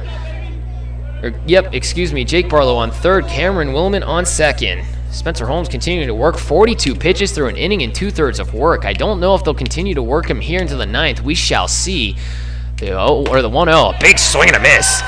1-1 now the count. Leo was looking to see if he could shoot that one over the right field wall. He got himself all the way swung around. Tonight's center fielder's 0 for 4. Last night was 1 for 5, had an RBI and a run, but is 1 for 9 in his last 9 plate appearances. Tonight's leadoff man and last night's leadoff man struck out swinging, is grounded out in all last of his 3 at-bats. Barlow looks to try and get an extended lead as this one gets fouled off. Now it's 1-2 the count. Spencer Holmes looks to see if he can get the last 3 outs. Struck out the last 2 batters of Ben Lavorsi and Seth Delgado. He'll look to see if he can get his 3rd strikeout here. 2 outs, runners on second and third, 2-2 your score here in the top of the 8th. The Sabre Dogs and the Ragin Roosters tied after a scoring run. Sage McMinn makes a throwing error to Robert Castillo at third after he was trying to get the runner out at third on a fielder's choice. The 1-2 down in the dirt, so 2-2 the count as the Buena Vista U product continues to work on the mound here. Came in relief of Jacob Thurm, who went 6 innings, gave up 5 hits, no runs, 4 walks, and 5 strikeouts. Had an excellent first start here with the Ragin Roosters, mostly as a bullpen arm. As Holmes, the 2-2, that one shot over to the left field side. It's going to make it into foul territory, and it's going to land out of play. So still 2-2 the count. Leo continues to survive here. A 5-pitch at bat right now as Holmes now up to 46 pitches through an inning and 2/3 of work. The Ragin Roosters bullpen kind of thin right now.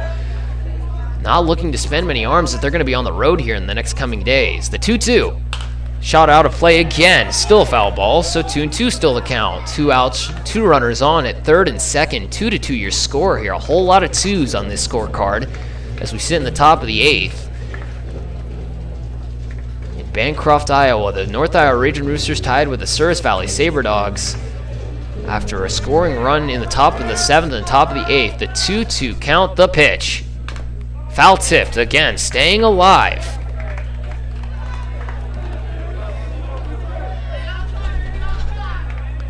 Caden Miller really standing over towards that second base side. Cameron Rondoni deep in the hole, as it is the left-handed hitter, Luis Paleo, who does have multiple groundouts to Cameron Rondoni at second. McMinn also very deep back on the first base side. The 2-2 again. This one's fouled off once again. He stays alive.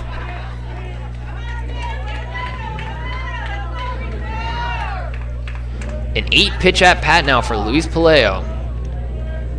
Tonight's leadoff man, he's 0 for 4. 1 for 5 last night with an RBI and a run.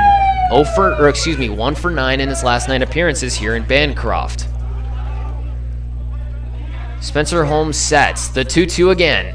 This one's lined out to right center field. It's going to get down. It's going to score 1. It's going to score 2. And just like that, it is now a 4-2 ball game. The Sabre Dogs have come all the way back. Paleo finally gets his first hit of the ball game. It's a 2-run single.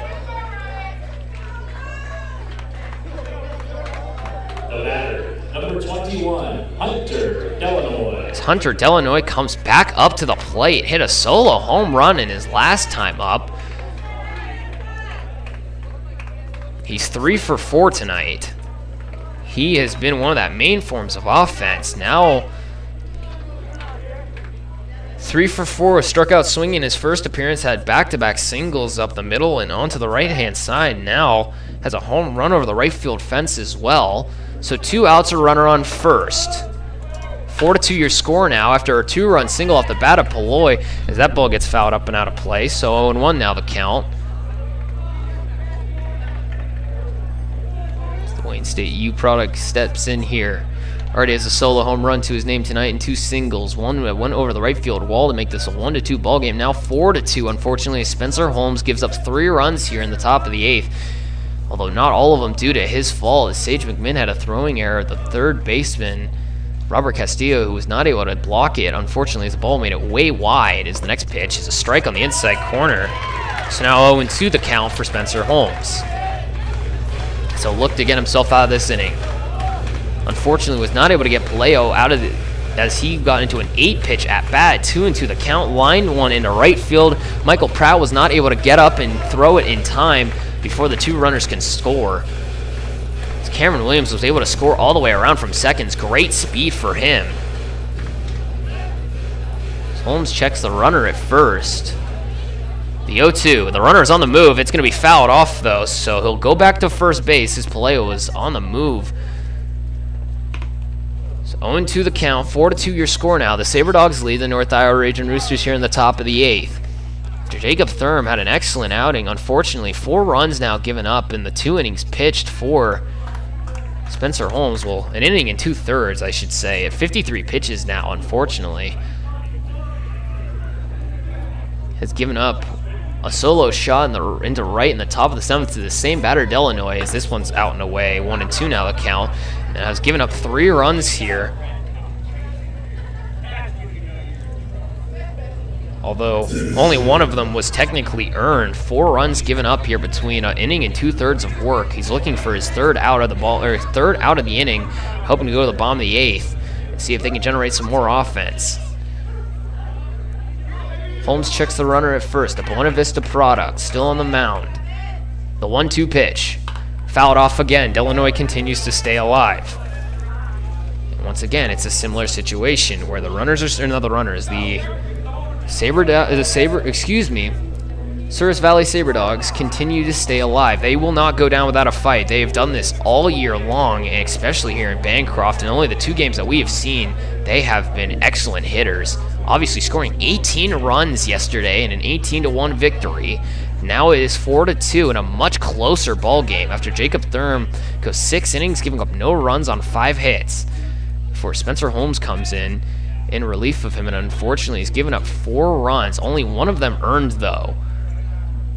It's the 1-2 pitch. Once again fouled off as Delanoy continues to stay alive. Now a 6-pitch at bat between Spencer Holmes and Hunter Delanoy. Holmes now up to 56 pitches through an inning and 2/3 of work. Nobody up in the bullpen, though, right now for the Ragin Roosters, so it looks to be Spencer Holmes' games right now to continue to pitch through. Again, only 1 earned run given up. 4 runs total, though. It's the next pitch. The runner's on the move. Down and away. The throw down by Magical is not going to make it in time. Caden Miller's able to knock it down, but a ball down and away as Magical wasn't able to get up and make a good throw, unfortunately. So a stolen base for Paleo puts him on second. 2-2 the count now for Hunter Delanoy, who already is 3 for 4 tonight with 2 singles and a solo shot over the right field wall. Made this a 1-run ball game in the top of the 7th. He now comes back up to the plate, up 4-2 with 2 outs and a runner on second. Spencer Holmes is just looking for his final out of the inning. The Buena Vista U product from Iowa continues to work here. The 2-2. Down in the dirt, it's going to make it past Magical, and the ball's going to end up in his feet, and unfortunately that's going to allow Palloy to make it on a wild pitch. He's now going to have a conversation with his pitcher once again. Spencer Holmes is just trying to get that final out. 58 pitches through an inning and 2/3 of work. 4-2 your score here in the top of the 8th. The Sabre Dogs lead the Ragin Roosters here in Bancroft. Originally up 2-1, give up 3 runs here in the top of the 8th inning. Only one of them earned, though, was in the top of the 7th off of a home run of Hunter Delanoy. Unfortunately, a throwing error by Sage McMinn gave up a single run as well as put 2 runners on. So now we have a full count, 2 outs. Hunter Delanoy at the plate, already 3 for 4. Spencer Holmes just looking for out number 3. 4-2 your score here in Bancroft. The Sabre Dogs lead the Ragin Roosters. And unfortunately, right now, if you're the Ragin Roosters, you do not want to see anybody past Delanoy, as it's going to be their 3, 4, 5 hitters of Ben Newbert, Chris Monroe, the Crows as well, as this one's going to get fouled off again. So he's going to continue to stay alive.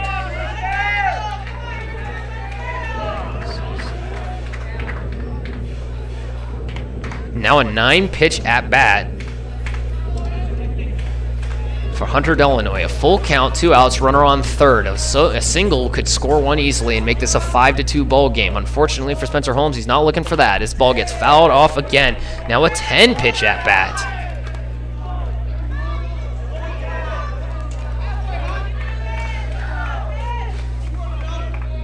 Full count still, 2 outs, runner on third, 4-2 your score here in the top of the 8th. The Sabre Dogs now lead the Ragin Roosters after being up 2-1 entering this inning.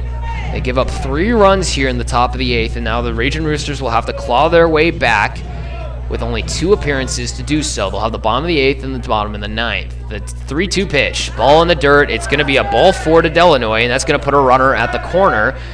The runner's at the corners with 2 outs. Spencer Holmes continues to work 61 pitches. There's a man going down to the bullpen. It looks like Andrew Kirchner, the new boy from California, as now Ben Newbert, 0 for 3 tonight, comes up to the plate. The man in the 3-hole comes up with the runners at the corners and 2 outs. 4-2 your score here in the top of the 8th. The Sabre Dogs lead after a strikeout, looking a fly out to the right fielder and lined out to the shortstop. He also has a walk to his name tonight. The first pitch from Holmes, strike on the outside corner. The runner will move up on a stolen base. Obviously, it was not going to be a throwdown, as Magical didn't want to risk having Peloyo. I can't say his name. I apologize. The runner at third from scoring. The runner at third, Paleo, as that's going to be a foul tip by Newbert as he took a check swing in on his hands, and he gets enough of it to foul that one off. It's been a weird time with the check swings here in the Expedition League. We've seen a lot of check swing hits that would get onto ground outs, a lot of check swings that have barely looked like they've went around at all and ended up being foul balls that just stay alive. Not sure what's been happening with that, but it's been occurring quite a lot. So the 0-2 here from Spencer Holmes. Down in the zone on the breaking ball, Newbert will hold up, so 1-2 the count. Runners on second and third, 2 outs, 4-2 here in the top of the 8th. A single could score at least 1, maybe 2. Delanoy's got good legs. The wind continues to blow from right to left here in Bancroft. The clock now strikes 9:30 here. The 1-2 pitch. Strike 3 on the swing and a miss, so now we'll head to the bottom of the 8th. 4-2 your score. The Sabre Dogs score 3 here in the top of the 8th. The Ragin Roosters will look to see if they can claw their way back.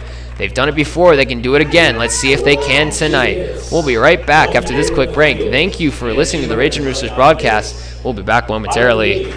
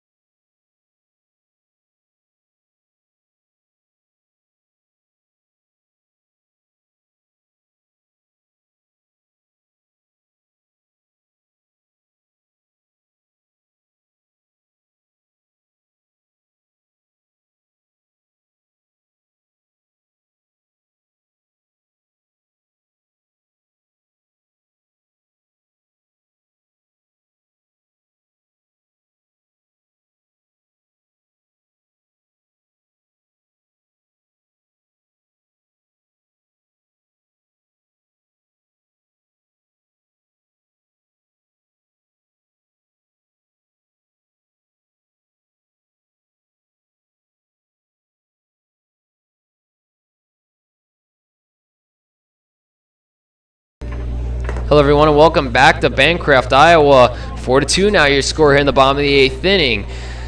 The Sabre Dogs score 3 in the top of the 8th to make this a 4-2 ball game. As now Sage McMinn will come up to the plate. He'll look to start us off here.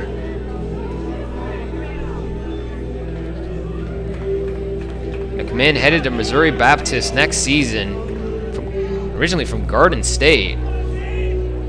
Tonight's first baseman, he's 1 for 3. Struck out swinging and hit into an error at the shortstop side, so he's technically made it on base twice tonight. As the first pitch to him is a big swing and a miss. So 0-1 the count. McMinn just trying to redeem himself here. Unfortunately, had the throwing error that led to 3 runs given up last innings. The next pitch, McMinn's going to foul over and out of play. It'll head for the tree line. So 0-2 now the count for the Missouri Baptist transfer. Sage Big Sky McMinn, the tall 6'5" boy from Montana. Waits for the 0-2, the pitch. Holds on it. That one's up in the zone. So 1-2 now the count. Min continues to work here. 1-2 the count. Tyler Elliott on the mound. Came in and for the injured Ethan Swanson, excuse me. He was able to get a clean inning last inning. He'll come up now. 1-2, foul tipped off the bat of Sage McMinn. So that one sounded a bit odd off the bat. I'm not sure if that bat might have something wrong with it because it sounded a bit odd. I'm not sure if it maybe just hit it twice. It sounded a bit weird, but of course, maybe that's true for my ears. The wind blowing again from right to left here in Bancroft. 9:35 hits the clock here. 1-2 the count to Sage McMinn, the pitch. Down in the dirt, 2-2 now the count. As McMinn continues to stay alive. The tall first baseman with a very wide stance, a very wide swing as well, can generate a lot of power when he hits it. Unfortunately, not many hits this season as he chokes up on the bat, looking to stay alive here. The 2-2 pitch from Tyler Elliott. Down in the dirt, almost hits him in the legs. Full count now, as that got the home plate umpire for the second time. So I'm going to help him for a moment as the umpire goes down. That's the second time tonight that the home plate umpire has been hit on a ball that got past the behind the battery. Tonight it's been Ben Lavorsi for the Sabre Dogs. Last night it was Sel Delgado. Tonight it was Eddie Magical for the Ragin Roosters and Cy Probst last night. This will get a round of applause. Full count now for Sage McMinn. Nobody out. 4-2 your score here in the bottom of the 8th. The Sabre Dogs lead the North Iowa Ragin Roosters after scoring 3 in the top of the 3rd. 1 off of an error by Sage McMinn to Robert Castillo at 3rd, and 2 off of a single off the bat of Luis Paleo. The 3-2. Lined out to left field. It's going to be down the line. Can it get down? It will not. The left fielder, Seth Delgado, is able to chase it down. He was all the way over on that side already. So unfortunately, that'll be a line out to left. So 1 away now as Jordan Kelly comes up to the plate. Number 12, Jordan Kelly. Jordan Kelly already 1 for 3 tonight.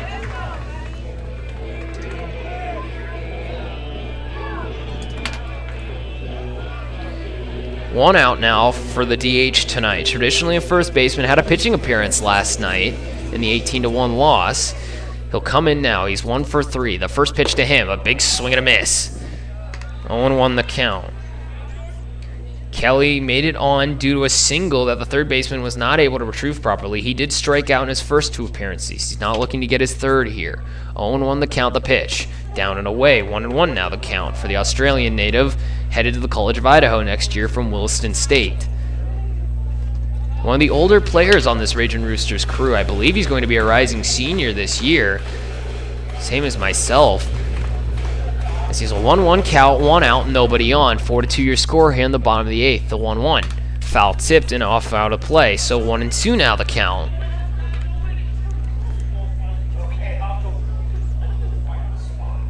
Jordan Kelly continues to work here, just trying to keep these Ragin Roosters alive. Rendoni in the on-deck circle. Robert Castillo up behind him. The 1-2. Big swing and a miss. Strike 3 on the breaking ball. And that's 2 outs now as the Sabre Dogs continue to work. Tyler Elliott looking for the win right now. Number 3, Cameron Rendoni. Now Rendoni comes up to the plate. The product out of Grandview University from Algona, Iowa. Only 20 to 25 minutes south of here, depending on when we have construction or not here in Bancroft, Iowa. So he'll come up now with 2 outs and nobody on. Tyler Elliott sets the pitch. Check swing, and that'll go around. So 0-1 the count as Rendoni gets caught on the check swing breaking ball down and away. So Elliott's going to ask for a new baseball as he just throws it over towards the Ragin Roosters dugout. I don't know if they realized what was happening there for a moment. Nobody out, or excuse me, 2 outs, nobody on. 4-2 your score here in the bottom of the 8th. The Sabre Dogs lead as Rendoni takes the next one up in the zone. So 1-1 now the count.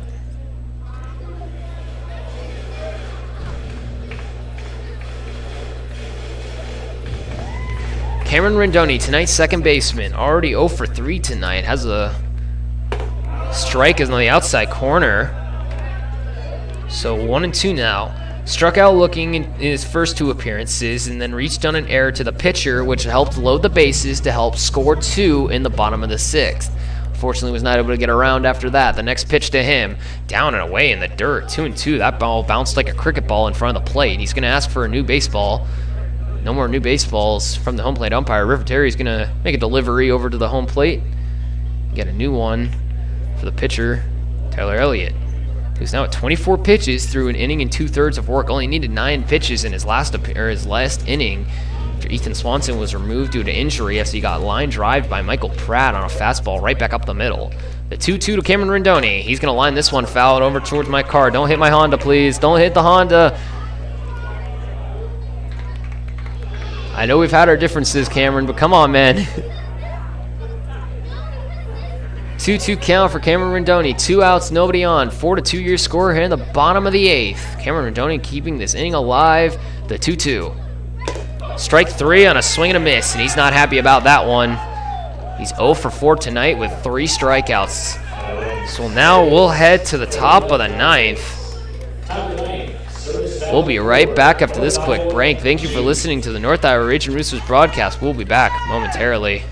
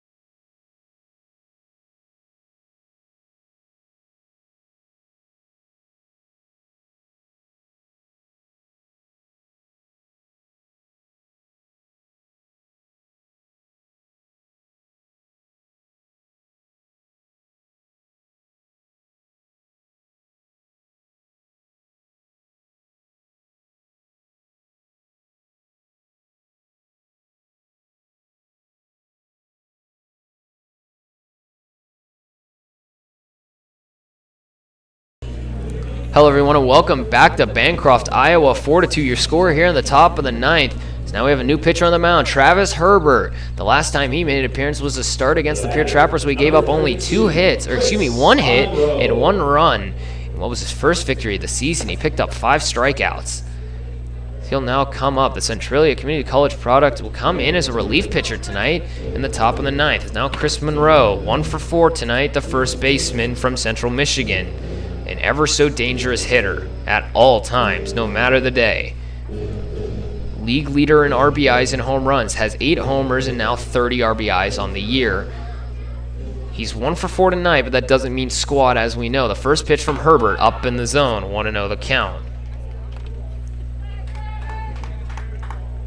Nobody out, nobody on as Monroe will lead us off here in the top of the 9th. 4-2 your score.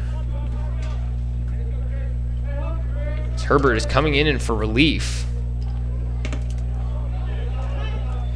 So that pitch stays out and away. So now 2-0 the count to Chris Monroe, who once again is 1 for 4 tonight, has struck out multiple times, has a single to right field, struck out looking twice, and swinging once. That ball's just inside, so 3-0 the count. So that one stayed a little bit closer. Monroe looking to get himself on quickly. Herbert just trying to get a quick 9th inning here. One of the more efficient pitchers on this Ragin Roosters crew. That's going to be a big swing and a miss. He got the green light and swung right through it. He's looking to see if he could shoot that one over the center field fence again. He's already did it yesterday. The first time we've seen that happen here in Bancroft is that fence at 380-some feet in dead center field. Monroe's looking to see if he can get another one. 3-1 to count the pitch. Down and away, ball 4. So Monroe will advance onto first base. It's the leadoff walk from Travis Herbert, not the start you're looking for. As Dason Cruz now comes up to the plate. Cruz from Quincy University Tonight's third baseman has been extremely hot in the last game. He's now 1 for 2 tonight. Last night was 4 for 4 with 6 RBIs. Tonight he's 1 for 2. He's at the ball outside. So 1-0 the count from Herbert, who unfortunately is struggling with his control right now for some reason. He is coming in a bit late. He's usually used to being a starter. He's coming in as a late relief pitcher. Not something he's very used to. Might be a part of the reason. The 1-0 up in the zone. So 2-0 now the count. Nobody out. And now we're going to have a conversation from manager Dakota Greer. He's going to come out for a second to talk with his pitcher. So we have a man up in the bullpen again for the Ragin Roosters. Not sure who it is down there just yet. I don't think Dakota Greer really wants to waste Travis Herbert right now. He's an extremely valuable arm, and especially with the long week ahead. Couldn't get that word out. We'll have another game tomorrow against the same Souris Valley Sabre Dogs. That game will be set for more around 7:30. And then we'll have a 3-game series in Sioux Falls, South Dakota against every team in the Expedition League. 1 game against the Pure Trappers, 1 game against the Red River Pilots, and the final game going up against these same Sabre Dogs. And that'll be from Friday till Sunday. And then we'll head to Grand Forks, North Dakota again to play the Red River Pilots for a single day before they get their next off day. That ball is inside, so now 3-0 the count from Herbert with that 3/4 pitching style as he's got himself into a bit of a pickle. 3-0 the count, nobody out. A runner on first as he walked Chris Monroe in his first appearance. 4-2 the score here in the top of the ninth. The next pitch, strike on the outside corner, so 3-1 now the count. It's going to be a long week ahead for these Ragin Roosters. Their next off day will not be until Tuesday, which they will be still on the road in Grand Forks. If they take on the Red River Pilots, that ball will get fouled up and out of play. So now we have a full count for Dason Cruz. Once again, Cruz 1 for 2 tonight, has 2 walks and a single. Lined out to the left fielder in his other appearance, Peyton McGregor. So he's currently 5 for 6 tonight. He's looking to make it 6 for 7. Of course, the Ragin Roosters trying to keep him from having that happen. Full count, the pitch from Travis Herbert. Laced out to light center field. Nick Easton's going to be underneath it, though, so that'll be out number 1. On a line drive straight away out to Nick Easton. So that's out number 1. And to the plate, number 4, the beer batter. Now Jake Barlow comes up to the plate. Barlow 1 for 2 tonight, made it on with a walk last inning. The Delta State U product will hear it from this Bancroft crowd as he is tonight's beer batter. $1 off beer if he strikes out, no matter the inning, no matter the at-bat. So with 1 out, Barlow comes up. A runner on first, 1 away. The first pitch from Herbert, up in the zone, 1-0. Second baseman is 1 for 2 tonight. Has 2 hit by pitch and a walk for him, including a single to left center. He grounded into a fielder's choice as well, so he's technically been on base all 4 times, but he is 1 for 2 tonight. 4-2 your score here in the top of the ninth. The next pitch from Herbert, down and away. So 2-0 now the count. The Sabre Dogs lead the North Iowa Ragin Roosters, scoring 3 in the top of the 8th. The Ragin Roosters will have to find a way to claw their way back here in the bottom of the ninth, down by 2. It's the 2-0 from Herbert. Hit up straight into the air. Madrigal can't find it. He now does. McMinn will come in, can't make the catch. He overruns it. Madrigal lost it. He wasn't able to find it at first. Herbert saw it, tried to call him off. McMinn came all the way in from first base side, was trying to make the catch. Madrigal then found it for a moment before McMinn called him off, and then he overran the ball, unfortunately. So now 2-1 the count, 1 out. A runner still on first in Chris Monroe, who took a walk. Travis Herbert on the mound, 14 pitches, coming in relief of Spencer Holmes, who unfortunately gave up 4 runs, only 1 of them earned in his 2 innings of work. The next pitch from Herbert, a breaking ball strike on the slider. So 2-2 now the count. As Barlow's going to continue to hear it from this Ragin Roosters crowd. $1 off beer if he strikes out here. The Delta State U product just looking to try and extend this inning. 2-2 the count, 1 out, runner on first. Herbert sets the pitch. Hits this one up and out of play. Foul ball. So 2-2 still the count. He'll stay alive. 4-2 your score here in the top of the ninth. The The Sabre Dogs are up 4-2 after scoring 4 between the 7th and 8th inning alone, scoring 1 off of a solo shot off the bat at Hunter Delanoy, and then 3 in the top of the 8th. The next pitch from Herbert, breaking ball way up in the zone, full count.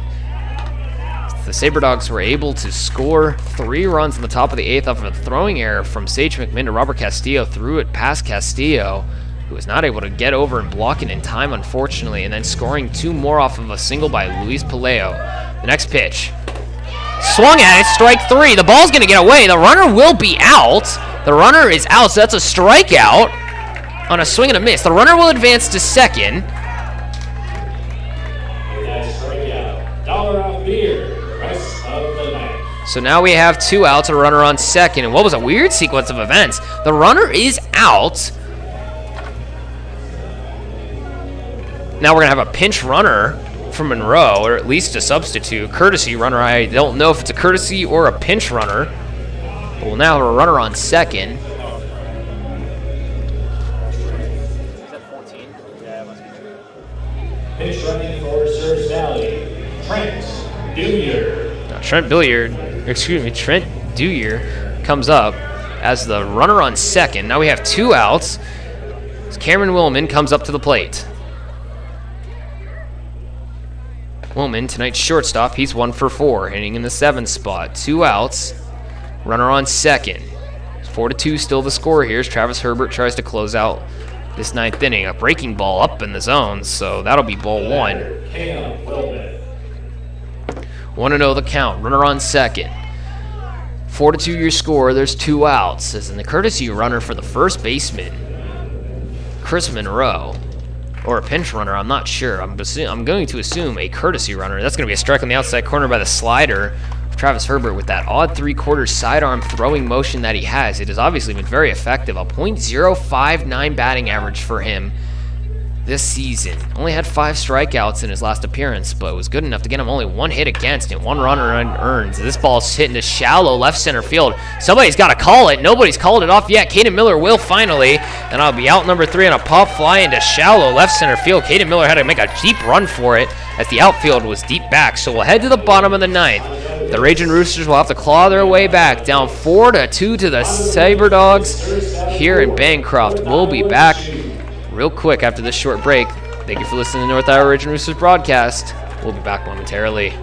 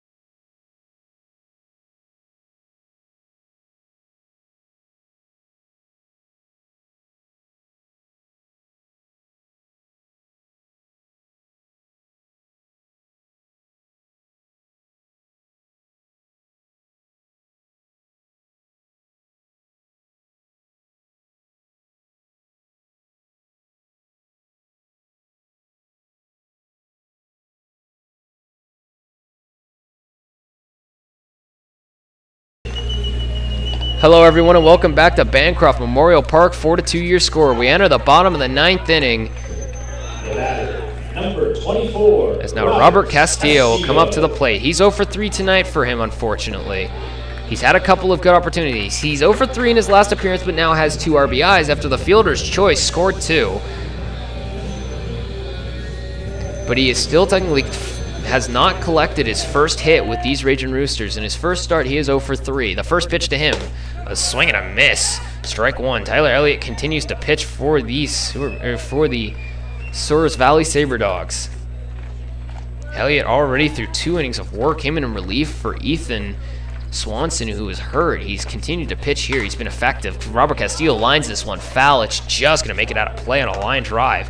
Castillo still trying to stay alive. First time facing collegiate pitching. And it's against one of the best teams in the Expedition League, a team that is 15-1.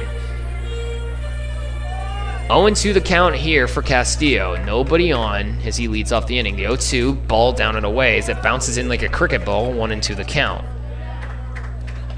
Elliott has 2 innings of work, only 29 pitches. Technically speaking, only 26 pitches through only 2 innings of work. A pretty effective outing. As he came in again for Ethan Swanson, who was hurt by a line drive off the bat of Michael Pratt. Unintentionally, of course, but that ball stays down and away as Castillo stays patient. 2-2 now the count. It's the product headed to Long Beach State next season. From the state of California, from San Dimas High School, hit .312 with 3 home runs last season in his high school senior year. The 2-2, swing and a miss. He's going to strike out, and he's going to make the run down to first on the drop third strike. He will be out number 1, though. The batter, number 6, So now, Miller. Caden Miller will come up to the plate. He'll get an opportunity here to keep this inning alive. 1 out, nobody on. As Robert Castillo strikes out swinging on the drop third strike. 4-2 your score here in the top of the 9th. The Sabre Dogs still lead the Ragin Roosters after scoring 3 in the top of the 8th inning to take the lead. This first pitch, strike over the heart of the plate on a breaking ball by Tyler Elliott. Caden Miller 2 for 3 tonight, including 2 singles to his name, both of them on the infield to the shortstop side. He struck out swinging in his last appearance. He's hoping to see if he can make himself 3 for 4 tonight.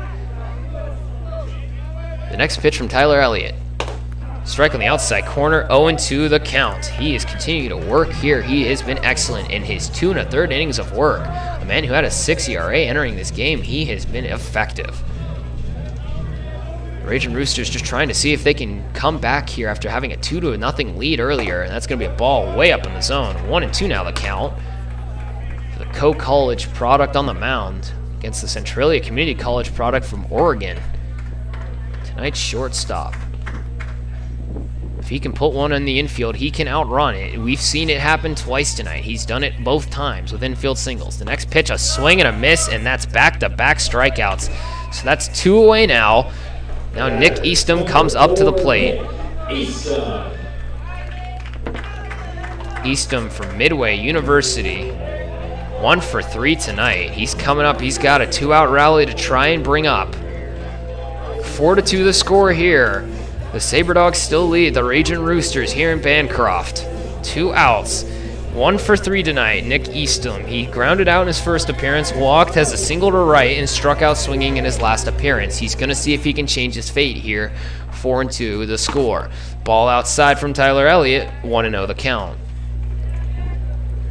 Once again, the Sabre Dogs being down 2-0 in the bottom of the 6th, score 1 off the solo home run off the bat of Hunter Delanoy to make it a 2-1 game, and then scoring 3 in the top of the 8th.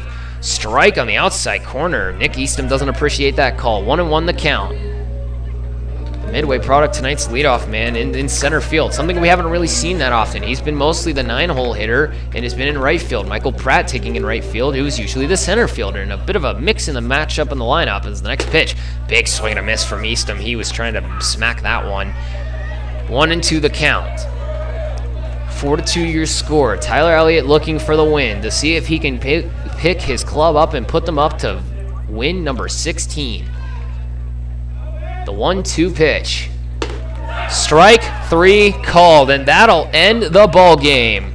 4-2 your final. The Sabre Dogs come all the way back, down 2-0. Nick Eastham is not happy himself with that one.